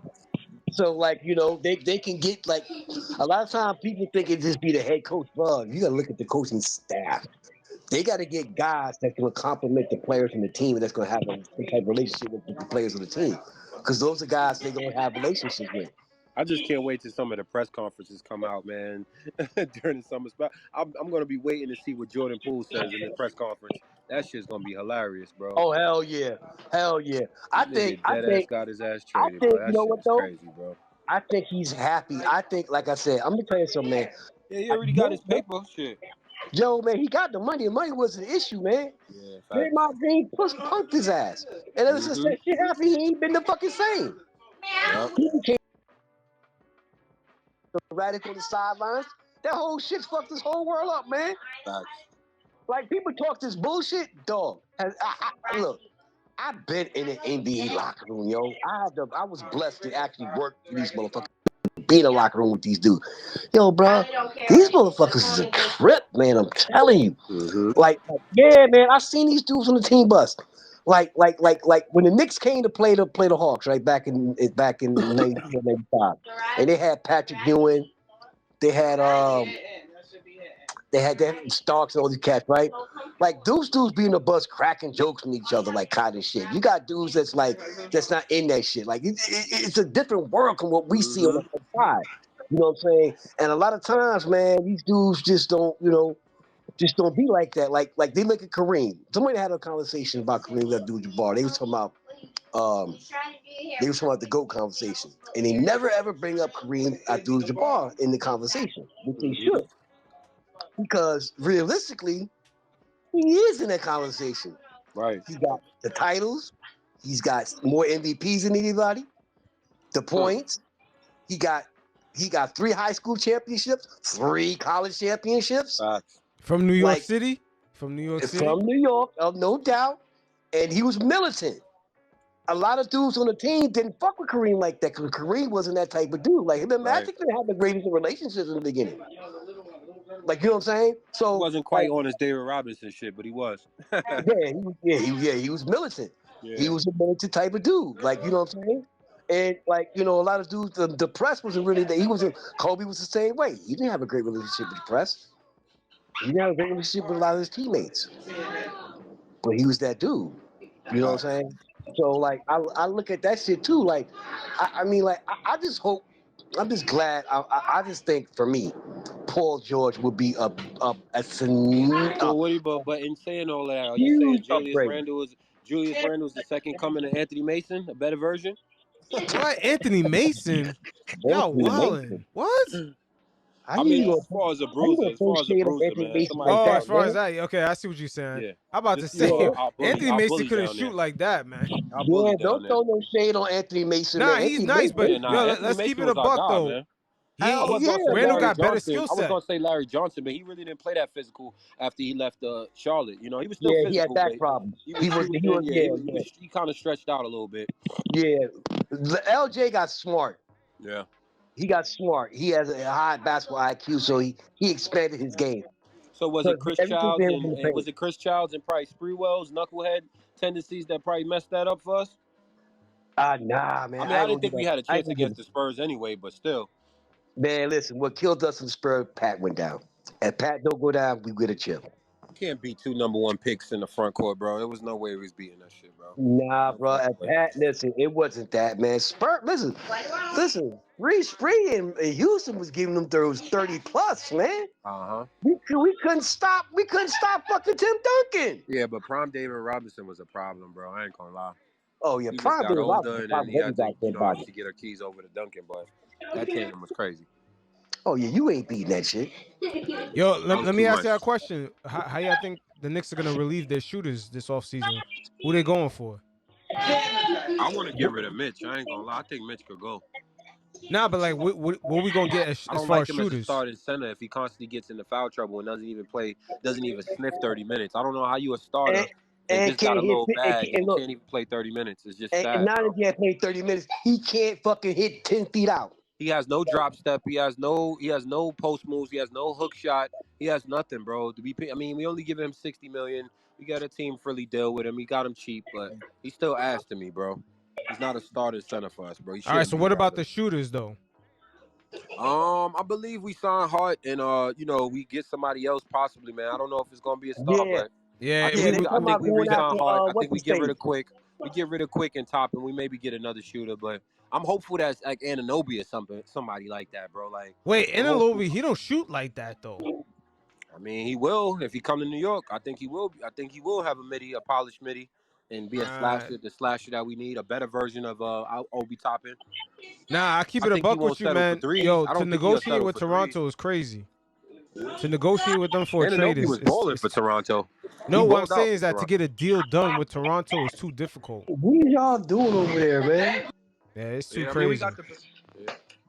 Yo, what's his name? DiVincenzo. They said they're looking DiVincenzo. to I get even him. like Sadiq Bey, that the Atlanta guy, bro. I Yo, think is he's that a free rumor agent too. true? Is that rumor true about DiVincenzo or whatever? Oh They yeah, can't man. They can't sign him, Plus, bro. Well, actually, matter of fact, Brunson they is his can best sign him friend. now that they got rid of No, it's Jordan 12 Poole. mil.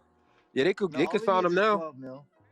You can They can get sign him now that they got Jordan Poole out of there. But it's like they about to sign Draymond, so I don't know how that's gonna work. Yo, Chef, how he's much you said he was? though, right? How much? They say like $12 million. That's what he declined. 12 a Yeah, that's year. what he declined. Yeah. That's how Yeah, much but money he's we not have gonna- after we signed Josh Hart, 12 to 15. Nah, that's Plus, disrespectful though. That's disrespectful. He deserves at least 18 to 20. He's best Yo, friends that's all the with, money we he's best got friends though. with Brunson. Yeah, I Unless know we're gonna go over the that'll cap. suck though. They'll figure it out. But he literally at this point on our team is the only player that does all of the dirty work for us, man. There's literally nobody else that does what he does. So I say pay him until we able to change that, bro. He's the only one I see setting screens, doing the dog work, getting rebounds all over the damn Wait, place, who's that? assisting. Who There was nobody you else talking doing about? My that. bad. Josh Hart. Oh yeah, he does a lot. He He does deserves a to lot, get but paid, bro. He don't I deserve to don't take know no what team he. friendly deal. I mean, he's been in the Yeah, league a but little just while, but I don't know what. It depends how much he wants to get paid. I mean, they're gonna pay him, but yeah. still, he might get. You never know. He might get an offer from another. He might get a better offer. Yeah, more than likely. Yeah, yo, Chef, who's doing good in the draft, man? Who's looking like a couple winners right now? Oh man, so the OKC, Twins, OKC, Orlando, the Twins, that OKC was and nice, Orlando. man. Yeah. OKC Did and Orlando Get definitely. Black? Who? I like the Wizards. I Anthony like that Black. Bilal pick for the Wizards. Yeah, That was Bilal nice. was nasty. Anthony The Wizards Black. cleaned up. That was a good pickup. I mean, Scoot's my dog. I mean, Scoot Henderson, man. I mean, this kid's generational. What you think they're gonna do with that? You think Damian Lillard's out of there? That pick Doesn't seem. make sense. It seems like he's out of there, bro. I think it's gonna happen, bro. I think Dame is finally gonna be out of there, bro. Yeah, because they should have traded that pick. They should have traded that pick. I really thought Charlotte was going with Scoot, though. I really thought Charlotte was going with Scoot, bro. Yeah, I think what they were thinking is Scoot's such a point guard, man. They already got LaMelo Ball. I mean, Brandon Miller kind of It's kind of him and LaMelo's a better match, you know. I don't know how Scoot. I would have liked Melo at the two. I don't think Melo would have been bad too. Yeah, but he's such a good passer. It's like, why? I don't know. Hey, man, it's nothing wrong with having two playmakers. It's not quite the Darius Garland and Donovan Mitchell situation, but probably better. I hear you, man, but it kind of does make sense, the Brandon Miller pick. Yeah, I think it does make sense. So I think he could be a better version of Evan Mobley. You know what I mean? Might be even more polished than that. How the Lakers got the 17th pick? The Lakers had the 17th pick? Trade or something? Yeah, they got a pick. Yeah, they got a pick. That's crazy. What the fuck? It's the LeBron narrative. The LeBron narrative. They got to keep that LeBron narrative alive. If I was LeBron, I really would take a sabbatical, though. I think I heard that on FS2 the other day. They say he should take a year off for his son. And because he got so much miles on. Say just take a year off. It'll look good. That would be crazy, though. Could you imagine LeBron taking a year off? Yeah, I mean, nobody would be mad at him except the Lakers for paying him. Yo, Chef, 50-something. You think they're gonna give Quick or Obi an extension, but they're just gonna let them hit unrestricted free agency? Nah, I think they give the IQ. I honestly think Obi's gone in this draft, man. Like, I agree. It just makes sense, man. Because whatever happened, you heard about that scuffle or whatever. I heard that was kind of crazy. Went into the locker room, then you got Rick Brunson got involved in it, and just let the kid go somewhere, man. Let him go somewhere where he could get his minutes. and get a pick. If they could get the 26th or the 29th pick, that would be what's up. You know. No, Obi Toppin, listen. Obi's going in that Paul George trade. Watch and see what I tell you. It's gonna be him, Fournier, and somebody else in the pick. I don't doubt that. That could happen. That could happen. I don't know Yep. what the holdup is with that trade though. I think they might want IQ or I don't know who they want in that trade, but I think the Knicks would definitely give up Obi, so that can't be the problem. I don't know what the problem is, but Yeah, or they maybe went they as don't far even as want to give him as to up. make like a fake audio. I don't know if that audio is real Maybe they with just Obi want to see arguing what with they can get Tibbs. for him. I don't know. You heard it? Well, you got to remember, they initiated the talks with us, so there's sometimes interest in somebody they want off our roster. Wait, the It Clippers might Did you be guys initiated Randle talks or with hear the be about Knicks. McBride? Did you hear Yeah, I think that's what it is somebody too. wanted McBride? I believe that's what it is too. McBride. I heard it was McBride, Obi, Fournier, and it wasn't Quickley. It wasn't RJ. It was Obi, Fournier, McBride, 2 picks, and I forget who the other player was, but it's them. That's what I heard. Yo, OG, you said the Clippers initiated talks with the Knicks? Yeah. Wow. Wow. That's a report that came out from Woj. And Yeah. Yo, that he luxury said, tax is really scaring teams off, man. yeah. It's really scaring teams off. Well, you got to think about it. Paul George getting 46 next year, and so is Kawhi. Yeah, but that luxury And tax, yo, the new penalties is Well, crazy, Kawhi played man. that. I ain't gonna hold you. Kawhi played it. Kawhi deserved it. I don't know about Paul George and that. yeah, that's what I'm saying. That's why they look at it. Like they got more invested in Kawhi than they do in Paul George. So I mean, that low management he did coming off the bench was smart, and you see what it did. But you had to know that battery's gonna run out after a while, and it just so happened to happen early in the playoffs, which sucks. yeah, But he was playing out his mind, bro. Like Kawhi was playing out his mind, bro. yeah, he was. Paul George was too. Yeah, Yeah, Paul Paul George was playing out his mind too. Like Yeah. he actually put in more work than Kawhi his whole Clipper years. Kawhi I mean, stay hurt. we didn't get to see PG in the playoffs though. So Yeah, One we did. season Yeah, we we did. did. There was We a did. season without Kawhi. They Yeah. advanced to the next round. I think Oh, they yeah, beat yeah, Donovan and he Mitchell. balled the fuck out. Yeah, PG was doing his thing. Yeah, you're right. Actually, I'm bugging out. Yeah, and then you got to think about this too. You know, they still got what's his face too. So they haven't. And he's a hurting free agent, but I think they're going to try to keep him. Who's that? Who y'all talking about? Who's the restricted free agent you talking about? What's his face? What's the Lakers? I would forget his name. Hachimura? Y'all knew what I'm talking about. I always forget his fucking name. Oh, Austin Reeves? No, hell no. Who are you talking about? The point guard. Oh, I know you're talking about the Dennis Schroeder. No, hell no. You talking about D'Lo? No. Wait, who are you talking about then? Okay, see. Oh, Lonnie Walker? Not Lonnie Walker. Oh man, I'm gonna stab y'all in the fucking eye. He played on OKC. He was on the Lakers. Yeah. The Lakers got more point guards than what we named. Yeah, that's what I'm thinking. I'm like, who is he? Nah, they ain't got nobody else besides that. Oh, wait, I know. Nah, he talking about the dude from Minnesota that went to the Lakers. No. No? No. I don't know who you talking about then. That's crazy. I don't know who you talking about. Unless it's Austin Reeves. Yeah, I thought he was talking about Austin Reeves. I don't think he's talking No. Russell Westbrook. Yeah. Oh, Westbrook. Oh, Westbrook? Oh, sorry, nah, I don't know. Yeah, I'm sorry. I'm bugging. I don't know how I didn't. I forgot Westbrook, man. Yeah, I forgot about West. Believe it or not, he played pretty damn good when he was there. Yeah, he did. He did show up. It wasn't his fault they lost. That's for damn sure. Like he played for real. He really did play better when he with them than he did with the Lakers. Yeah, I agree. He was balling for the Clippers. So he's another guy. I don't know. Are they going to keep him or is he gone? I know the Knicks don't want him. As long as he don't come to the Knicks, I'm fine. Nah, same thing here. Agreed. I heard some rumors, man, and I'm not happy about him. There's no reason for him to go to the Knicks, though. No reason. We don't want that. We just don't No, want that. he doesn't fit the way his play style doesn't fit. We don't want that smoke, bro. We don't want nothing to do with that smoke, bro. Please, no. God, no. Yeah, he plays a different speed. I don't want to have to deal with his attitude. Yeah, that too. Yeah. He's already gotten paid. I mean, he won't really. It'd probably be better for him to go to a championship caliber team. Well, somebody gonna pick him up. Yeah, for sure. Hell yeah. Cheap? Hell yeah. You don't have to pay him $40 million no more. I'm sure somebody's gonna pick him up.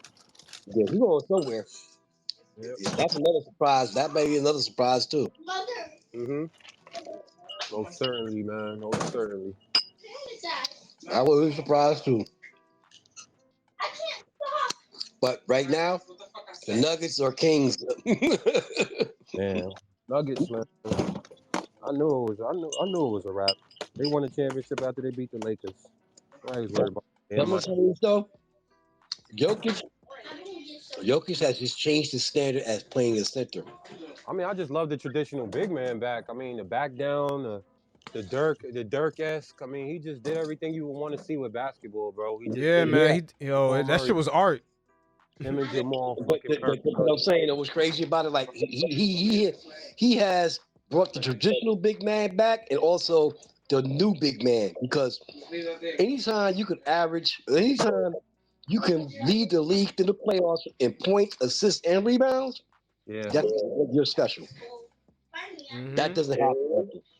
I mean, he was a triple-double king. Like, this shit was just, and it was normal for him. Yo, and it was organic. His triple doubles are organic triple doubles. It's not him trying to get a triple double like Westbrook. Nah, he getting triple doubles just because, like, he's got a high basketball IQ, bro. Yeah, that's what I'm saying. It's in the flow of the game. Yeah, but Westbrook. Yeah. Somebody like Westbrook, his triple doubles are not authentic. It's Not almost to me. manufactured, yo. It's like stat padding. Yeah. LeBron sometimes be doing that too. When he be losing games, he be padding up. He's too good of a playmaker not to average 20 assists, bro, and still be shooting the way he was. You can't use your shot is not falling. Get some assists, bro. I can't believe he kept shooting. I really can't believe it. I can. He's King James. Matter of fact, I can't believe it. Yeah, I was about to say I renege on that. I get on everybody about the LeBron James shit because the King is dope. Don't get me wrong; he's got a lot of accolades and shit like that. But I think he stack pads. He stat pads too. But I just think when you lose 6 finals, you shouldn't be in the GOAT conversation. I'm sorry, that's just not. No, that's just not it. No, and I mean and it's not like he lost. And then 2-3 years later, you lose again. This is like a straight span of him going to the finals and losing. Like, exactly. Like, you can't. He should have stayed in the East. He should have stayed in the East. Should have stayed difference if that was the case. Yo, y'all fellas be betting on the games? I do. Sometimes. Yeah. Yo, sometimes. Y'all heard about the new CBA? The players can actually invest in the gambling companies now. Yeah. They letting the players gamble now? No, they're letting them invest in the companies. Yeah, they ain't gonna never. And FanDuel and DraftKings? Yeah. That makes sense. Yeah. Oh yeah, why not? They got their likeness. They gotta pay for their likeness, so they should. Yeah, true that. I mean, but not just that. Y'all know, man. All the DraftKings, all those cats, man. That's nothing but the mob, man. Like, for real. That's just bullshit. That's legal. That's just legal gambling, man. In sports. And you know what I think sucks about that? Is that when you look at it, it's legalized sports gambling legally with the league being supporting that shit. And they're in football too and baseball. Yeah. So you penalize Pete Rose and shit like that, all these other guys, but you allow this shit to go on. Like that's fucking retarded to me. Nah, but Pete Rose was gambling in games that he was in. Yeah, I get that. That's a big difference. Like these dudes, they man, you think these dudes don't gamble in the games they be in? They probably but homie got caught. But homie got caught. He got caught red-handed. Yeah. I just think it's just retarded to me. Like, it makes no fucking sense to me.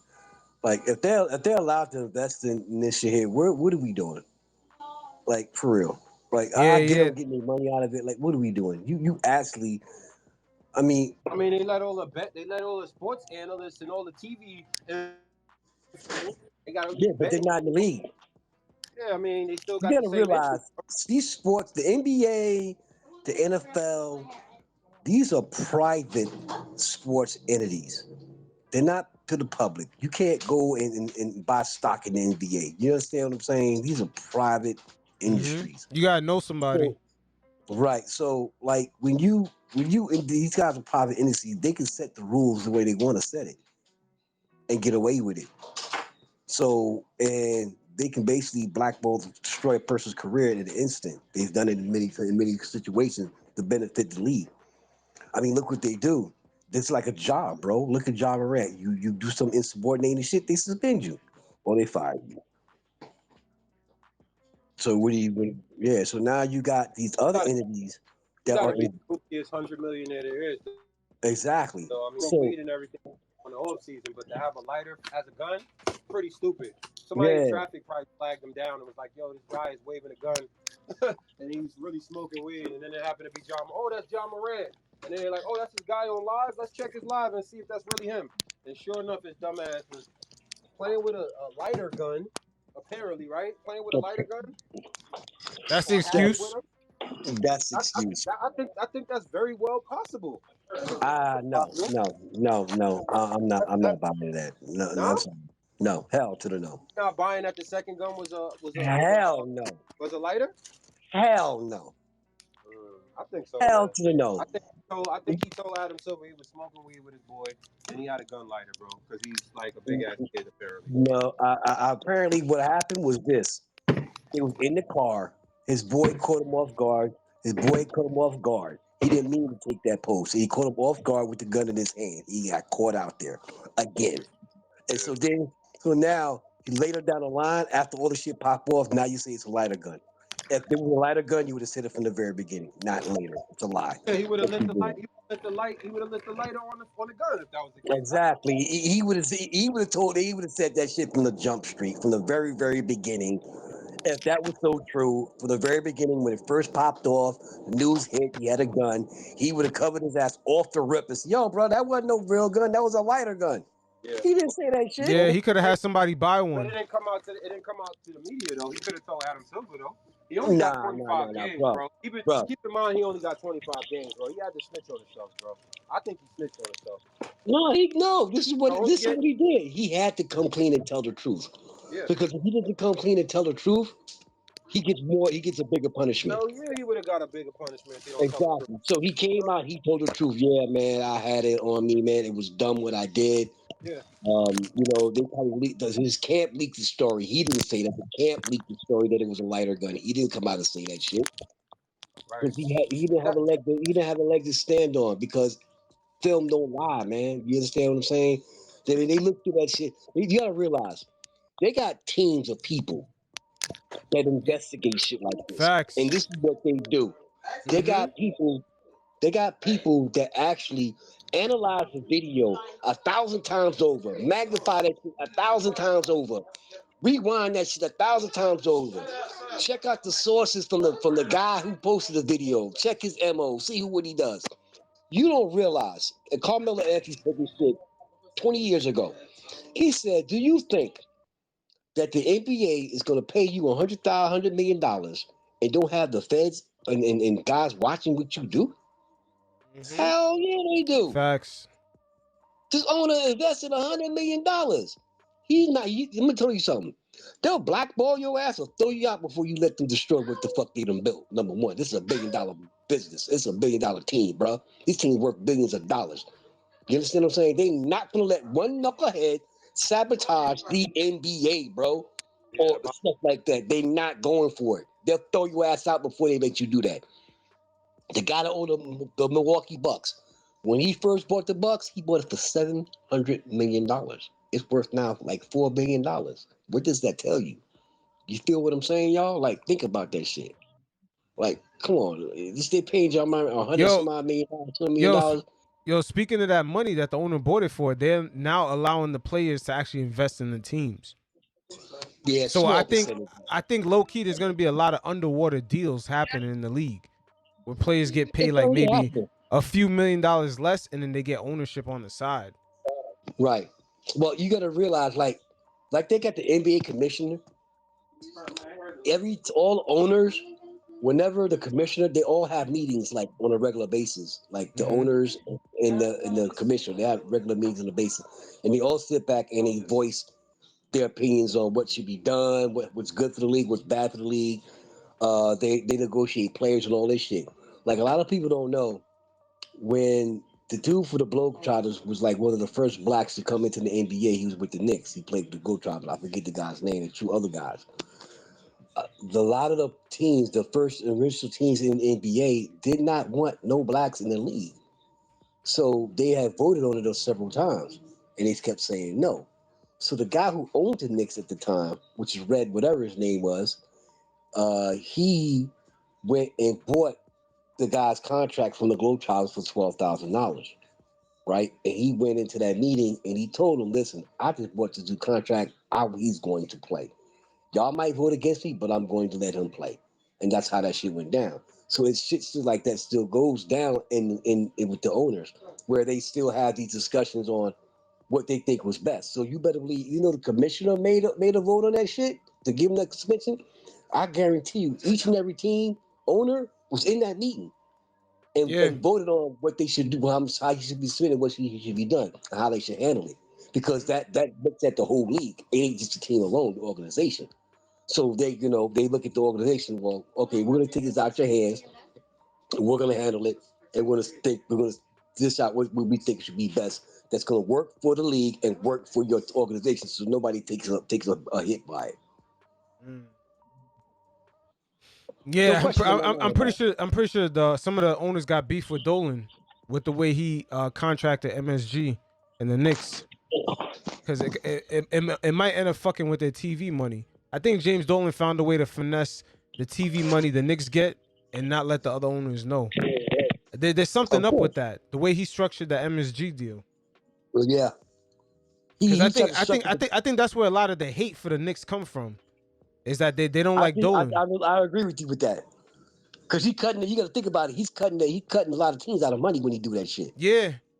Yeah, because the Knicks are structured under like a fucking stock exchange, and they got MSG. They're not part of that TV, that fucking No, they're not. Fox TV deal that the NBA got. No, they're not. And they're not part of that. So the money they make out of MSG is a MSG, I complete think, is private private. network.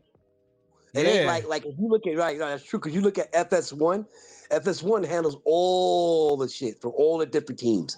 Mm-hmm. You know what I'm saying? They do all the like the team right in basketball, right? So and then you got ESPN and all these other teams. So that's why when you see Knick games in New York, especially if it's not on MSG, you don't get to fucking watch the game. That's No, you just don't kind get of to like watch it. And then there yeah, was and a they do like time the Yankees game. there was a time in the last TV deal where ESPN would broadcast Knicks games and James Dolan would broadcast it on MSG. That deal Yeah, ended like a couple years ago, but they used to do that. And I know the league don't yeah. like that shit. I know the league don't like that.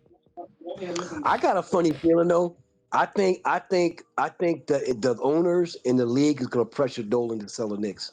That's what I think. Yeah, that's what I think so too. I Because think it so keeps too. coming up. It keeps coming up. And you got a lot of these owners now, like they pressured Mike to sell the Bob to sell Charlotte. Yeah. Mike wasn't he wasn't good for the NBA. So Mike, dude, you need to sell the team, man. Let Yo, somebody else do this shit. and that's low key a potential, like, better utilized market. I wouldn't say it's a large market, but it could be better utilized. Yeah, that's why they made him do it. Because Yeah. he wasn't utilizing Charlotte like he should have. And he had the opportunity to. But Mike is a great ball playing basketball mind, but not a great owner mind. Nah, not even Like close. It's not yeah, even close.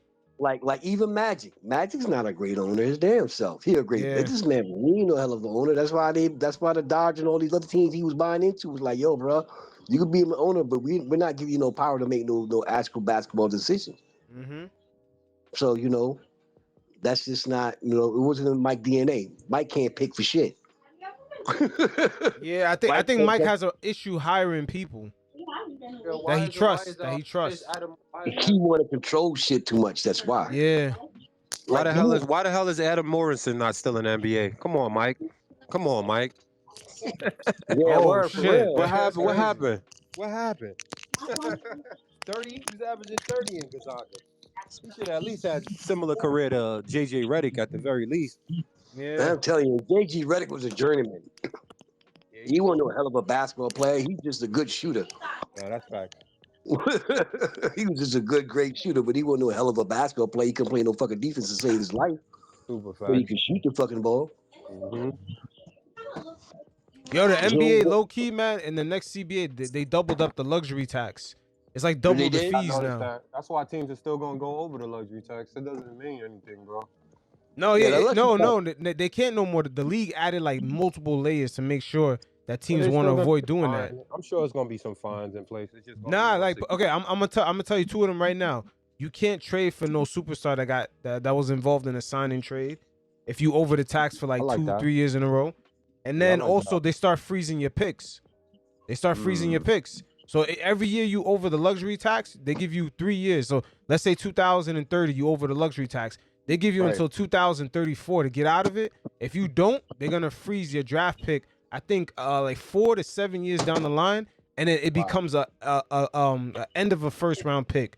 So even if you Okay. finish in the lottery, the fact that you didn't get out of that shit in time, it's gonna become Yeah. like a 21st pick. Yeah, that would be detrimental. Yeah, I'm so glad they they did that shit. changed the shit. I'm glad they did that because they want to spread this shit out, man. Yeah, Because too many teams have these monopolies on paying these fucking players. Like they don't want to see. I'm gonna tell you why they did that too. They did that because they're trying to cut out, and this is because the owners did that shit on purpose. They want to cut out owners having to pay multiple contracts of 250 million plus, 200 million plus. Right. They want to put that. They want to bring that shit down now. Yeah, absolutely. Right, Why wouldn't you want to? exactly. So but me, I'm that's also telling thinking you, that like, they want parity. They want the same parity like the NFL, where it's like 8 teams could compete for the championship every single year. You know what I exactly mean? for the They want same some team. sort of parity because the way they structured this new luxury tax shit, every single year, like how the Warriors are over the cap, they freeze a pick every single year. So if you over the cap this year, next year, the following year, they keep freezing your picks over and over and over, and you can't Exactly. trade them shits. And you can't build off that shit. Nope. Right. So It's exactly. crazy. So I mean, right. why So would like, you want to? Why would you want to? because think about it. If you look at the Warriors, right? Yeah. Clay, Steph, and Dre. Those 3 players together were the highest paid 10-3 through the whole NBA. Yep. Sure were. For the past, 8 years now? 8, 9 years? It's a long time, bro. Mhm. They've had a monopoly on the Western Conference for that long period of time. Facts. That's gonna be So hard when under it- the new rules. Very hard. So now they making it whereas, look, that means every team's gonna have a shot to sign a player Makes sense. and keep it competitive.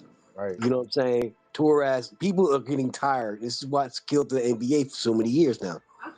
People are tired of seeing the Lakers and the Warriors and the Celtics, Mhm. all these same Facts. teams every fucking year.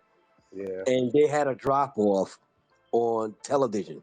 People wasn't watching NBA games. Right. They haven't. But they have been attending games. They have been. I seen this on CNN Money Watch. The league has had that rule because of that reason. They're losing TV money. The Yeah. TV money is more than the stadium money. For You sure. gotta remember that. Oh yeah. Because you're talking multi-billion contracts for the next 10 years. These guys are signing contracts with, these the entities from, the media standpoint, also the sponsors standpoint. Whereas you got, say for instance, you got a cereal company like General Mills, and they give the NBA get a contract with them for 5, 6, 7, 8, 9, 10 years to actually show their commercials during basketball games, Right. Gatorade, so forth, so on. So now they look at numbers. They get these numbers sent to them on a regular basis on how many people actually watching that. That goes to the marketing department. So the marketing department saying, well, we're investing some odd $1 million for this many years, and we're only getting this much people watching it. So when they get when that shit don't sell, then what happens is their numbers go down. on sales. You see what I'm saying? So the marketing department goes to send that shit over. Look, here, bro. Well, we gave these dudes $20 million to $10 billion, whatever the money amount is, and we're only making back so much more off that investment. One thing about marketing, marketing like free shit. Believe it. I dealt with that shit because I'm an event coordinator. So, like, I'm gonna give you an example. I did a skateboard event in Florida, right? So I had to get sponsors. Now, the sponsors do one of the other. Like I did with Red Bull, I did with Monster, Bang Energy, because it's a skateboard event. Okay, I did with Billabong, I did with all these other cats. Those some big players too. Right. So when you're putting in a bid to get them to sponsor, they're gonna say, well, what's in this for us during this event? Okay, you get to put up your logos, you get to put up, bring your little truck over there. They're gonna ask you, well, is this gonna be nationally aired or are we getting TV time? They ask all these fucking questions. Is it gonna be posted over the radio? What is this is gonna entail for us to want to give you money to be part of the sponsorship for your event? You understand me? So if they don't give you the money to be part of that sponsored event, then you have to ask them to do it as a freebie. You got to do it as a freebie towards them and make money off your gate or whatever else you make from the outside versus them giving you money. Make sense? Yeah. So now it's the NBA does the same thing. See, a lot of people don't know the ins and outs. People talk that cap bullshit. I'm telling you this from experience. So they're marketing, and I'm telling you who you're dealing with. You're dealing directly with their marketing department. You're not talking to no fucking owners, because there's more. You're not talking to the board of directors, none of that shit. They make the final decision because the marketing department has to bring that, that thing to, to that bid or whatever you're asking for to the board. If it's financially high enough to bring to the board, because the marketing department gets a budget. You know what I'm saying? So they look at that, well, that's inside our budget. We can fuck with that. We don't have to bring that to the board. We can just do that ourselves. If it runs into the millions or into the bigger numbers, and it's going to be nationally televised, worldwide, or whatever, then it's going to the board. The marketing department answers to the board. Listen, this is what they want to do for this big skateboarding event or bicycling event or race car, whatever the fuck it is. You know what I'm saying? Worldwide, this is the numbers that we're going to possibly make off of this, such and such and such. It's the same thing in the NBA, NFL, and baseball. So that's how that shit works. That's how the machine works. So nobody really, and the thing about it is, the only thing that is broken down evenly as far as the league is concerned is the sale of jerseys. It's all split out evenly. Okay, anything paraphernalia dealing with that is all split out evenly. Everything else outside of that is, what the team makes. So say for instance, like up there on the microwave. Okay, and so the other thing is, like, when they get like a team, like for instance, say like for the Knicks is playing at the Garden. All right, so the Garden, the Knicks don't own the Garden. The Knicks is on rental to the Garden. Like, you know what I'm saying? Like they bought that many years out to play there. Okay, the Knicks can be moved easily to go play somewhere else if they get a better offer. That's reality. Okay, so Wait. they're So not. hold up. Explain that again. So wait, you said the Knicks are renting the Garden from MSG? No, the Garden is not is a separate entity. You have to remember this. Madison Square Garden is a total separate entity from the New York Knicks, from the Rangers, from whoever else is the sports team there. Madison Square Garden is a completely separate entity, which means it's like that's why they're able to host basketball games, football games, car show, whatever else they host there, because the Garden makes that money that way. You understand what I'm saying?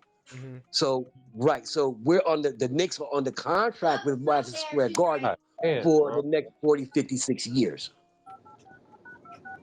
So if the Knicks aren't happy with the way things are going, and they say fuck you, we don't want to be the Garden no more. We want to move to fucking Queens. They're gonna build. We got somebody gonna build a stadium in Queens. We're gonna go there, build an arena in Queens. All right, they're gonna go to fucking Queens or the Bronx. Okay. So, and it's the same thing with Yankee Stadium. See, Yankee Stadium is owned by a completely different entity, even though it said Yankee Stadium, but it was owned by somebody else. So the Yankees told them, build us a new stadium. We're going to stay in the Bronx. They went and built them a new stadium. You understand what I'm saying? Okay. Wait. So So James Dolan, so it's structured that way, but James Dolan is the owner of both, even though MSG is a publicly traded company, I believe. It's a publicly traded company. He doesn't own Madison Square Garden himself. Guarantee that. No, he There's doesn't other own it people himself, but he is probably majority, like, he's got part shareholder. ownership. He can't. I'm gonna tell you why he can't be a majority owner of that. Because of the shit with Jerry Jones. A lot of owners are not gonna let you get that kind of monopoly, bro. Hell no. The owners, because they're not. Hell no. The owner. If can you imagine if the Lakers owned their building? Can you imagine if the Spurs owned their building, bruh? Nah. That's how to see the city and the people who own that location is the one who owns the fucking garden. Because they get a contract for so many years. You understand what I'm saying? For the building, for the insurances, for everything that comes on with that. Because the Madison Square Garden hosts more than just basketball games. All right. They host hockey games. They host the basketball games. They host the Big East tournament. They host the NCAA tournaments. They host concerts there on a regular basis. And who knows, God knows what else they host up in there. That money's not going to James Dolan pocket. Hell no. Do you know how much money he would make if he just owned the Garden and the Knicks? Wait, so hold up. Did it? I thought his father gave him MSG, the Knicks, the Rangers, the Rockets, Radio City. No. He gave them the team ownerships. He don't got no paper in that Garden, boy. I can bet your bottom dollar. But I talk to people. what about his family? Don't his family own that garden? Like at some point No, before they made it public? No. The Garden is owned by a group, and there's a bunch of board of directors who actually own and run the Garden. Board of directors that run the Garden, they don't actually own it. So, like, I was trying to do a skateboarding event, a huge one in Madison Square Garden. So when I talked to the people about doing it, I had to go through the board of directors to actually get to be able to do the event. Like give you an example. Let's say, because I used to work with Kodak Black last year. So, like, for instance, if rappers want to do a concert there, they pick and choose what kind of artists they want to do shows there because the insurance liabilities and all this other shit that comes into play. Also the sponsorship, all that shit comes into play when you're dealing with that. You understand what I'm saying? So for James Dolan to actually have that much juice to actually own it, you understand something. It's a lot comes with that, as well as his owning the team. Because now you're going into a whole different ball of wax when it comes to all the other events that's going on in the Garden. He can't have his cake and eat it too. He cannot make money off these other events that's going on in the Garden. Oh, okay, I see what you're saying. But in a way, he almost had his cake and eat it too because he owned the network and the fucking teams. Right, but the network has nothing to do with the actual entity of Madison Square Garden itself. That's the difference. So wait, hold up. How the hell they're able to name it the Madison Square Garden Network? It's just the fucking name, bro. It's not actually. Wait, hold on. The people that own the stadium let them name the network off of what they own? Like, that's mad weird. Yeah, they can do that because they're gonna get a piece of it.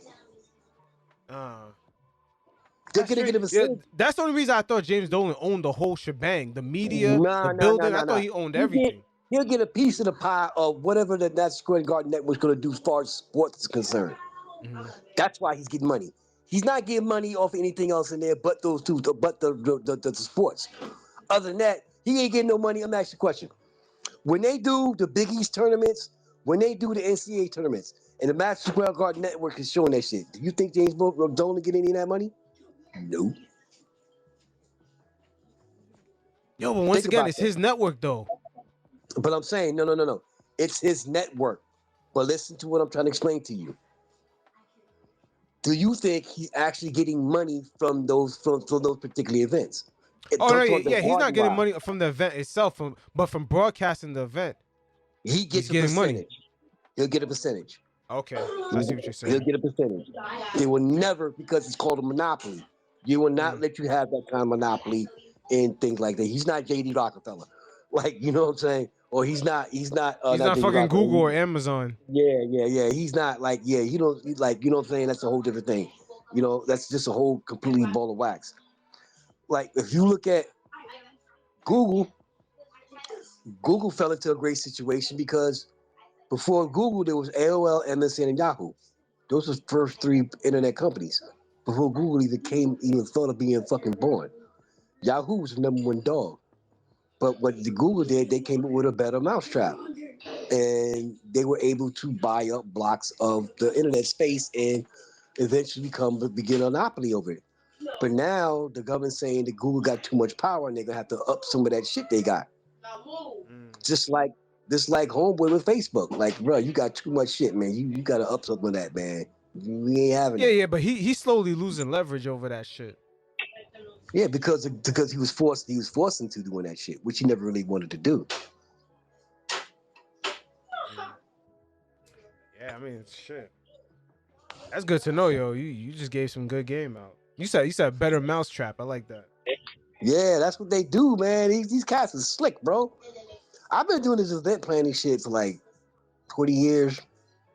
You know, I got my experience doing all these other events and shit like that, being around all that in the music game, and then working with all these different entities and shit. I just as time progressed, had to be a jack of all trades, and when you start doing this stuff here, you start gaining knowledge on how a lot of this shit work, and you start seeing how this shit be manipulated and shit like that, and how all this other shit be going on. I'll be trying to tell people like it's all about the dollar, man. Yeah.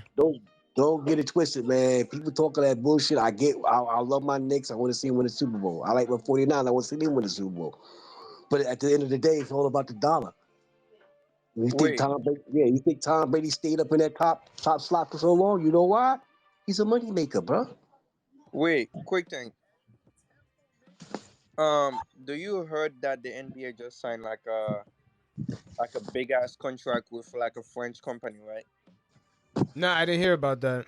Nah, Yeah, I didn't hear about that, yo, but that's that's the believable. shit. That's the shit I was trying to put you on. When I first met you, bro. I believe that. That's possible. Cause you know why? That French company, they taken over, right?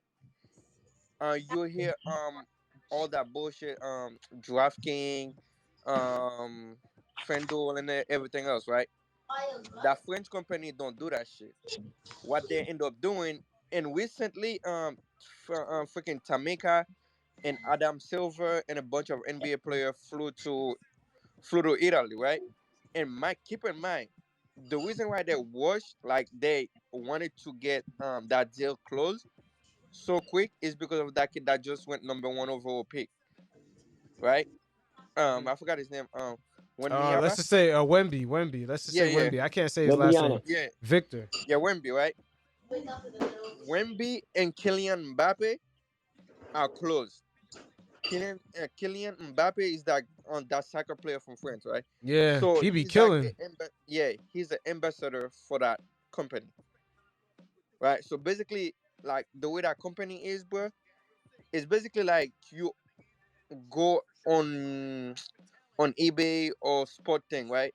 And you bought the card like a cardboard of your favorite player, like LeBron, and that shit can turn out to be like millions of dollars. But they don't do that shit. Like what they end up doing, they have that shit digital, right? And that shit like taking over on the soccer side. And then they bring the project to the NBA, and since Victor was like so close to those people, the NBA like signed like a multi-million deal with them, bro. And they have a bunch of NBA player that just flew to Italy and to do something else with them, bro. And like Wait, when I say that tell you again. that, all right, so they have a bunch of NBA player that just flew to Italy to learn about the project. And when I tell you that shit is so advanced, bro, he's so much better than FanDuel, right? Like, cause FanDuel and DraftKings, right?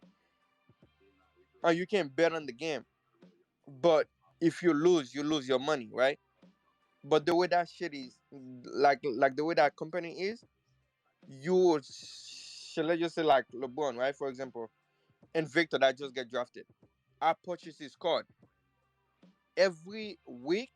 I can play his card, right?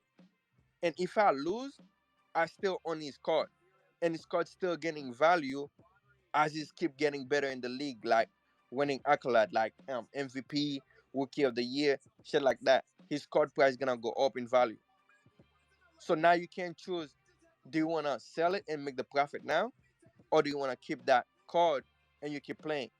By keep playing the card every week, you can win other cards that you can sell, and you can win money like on top of it.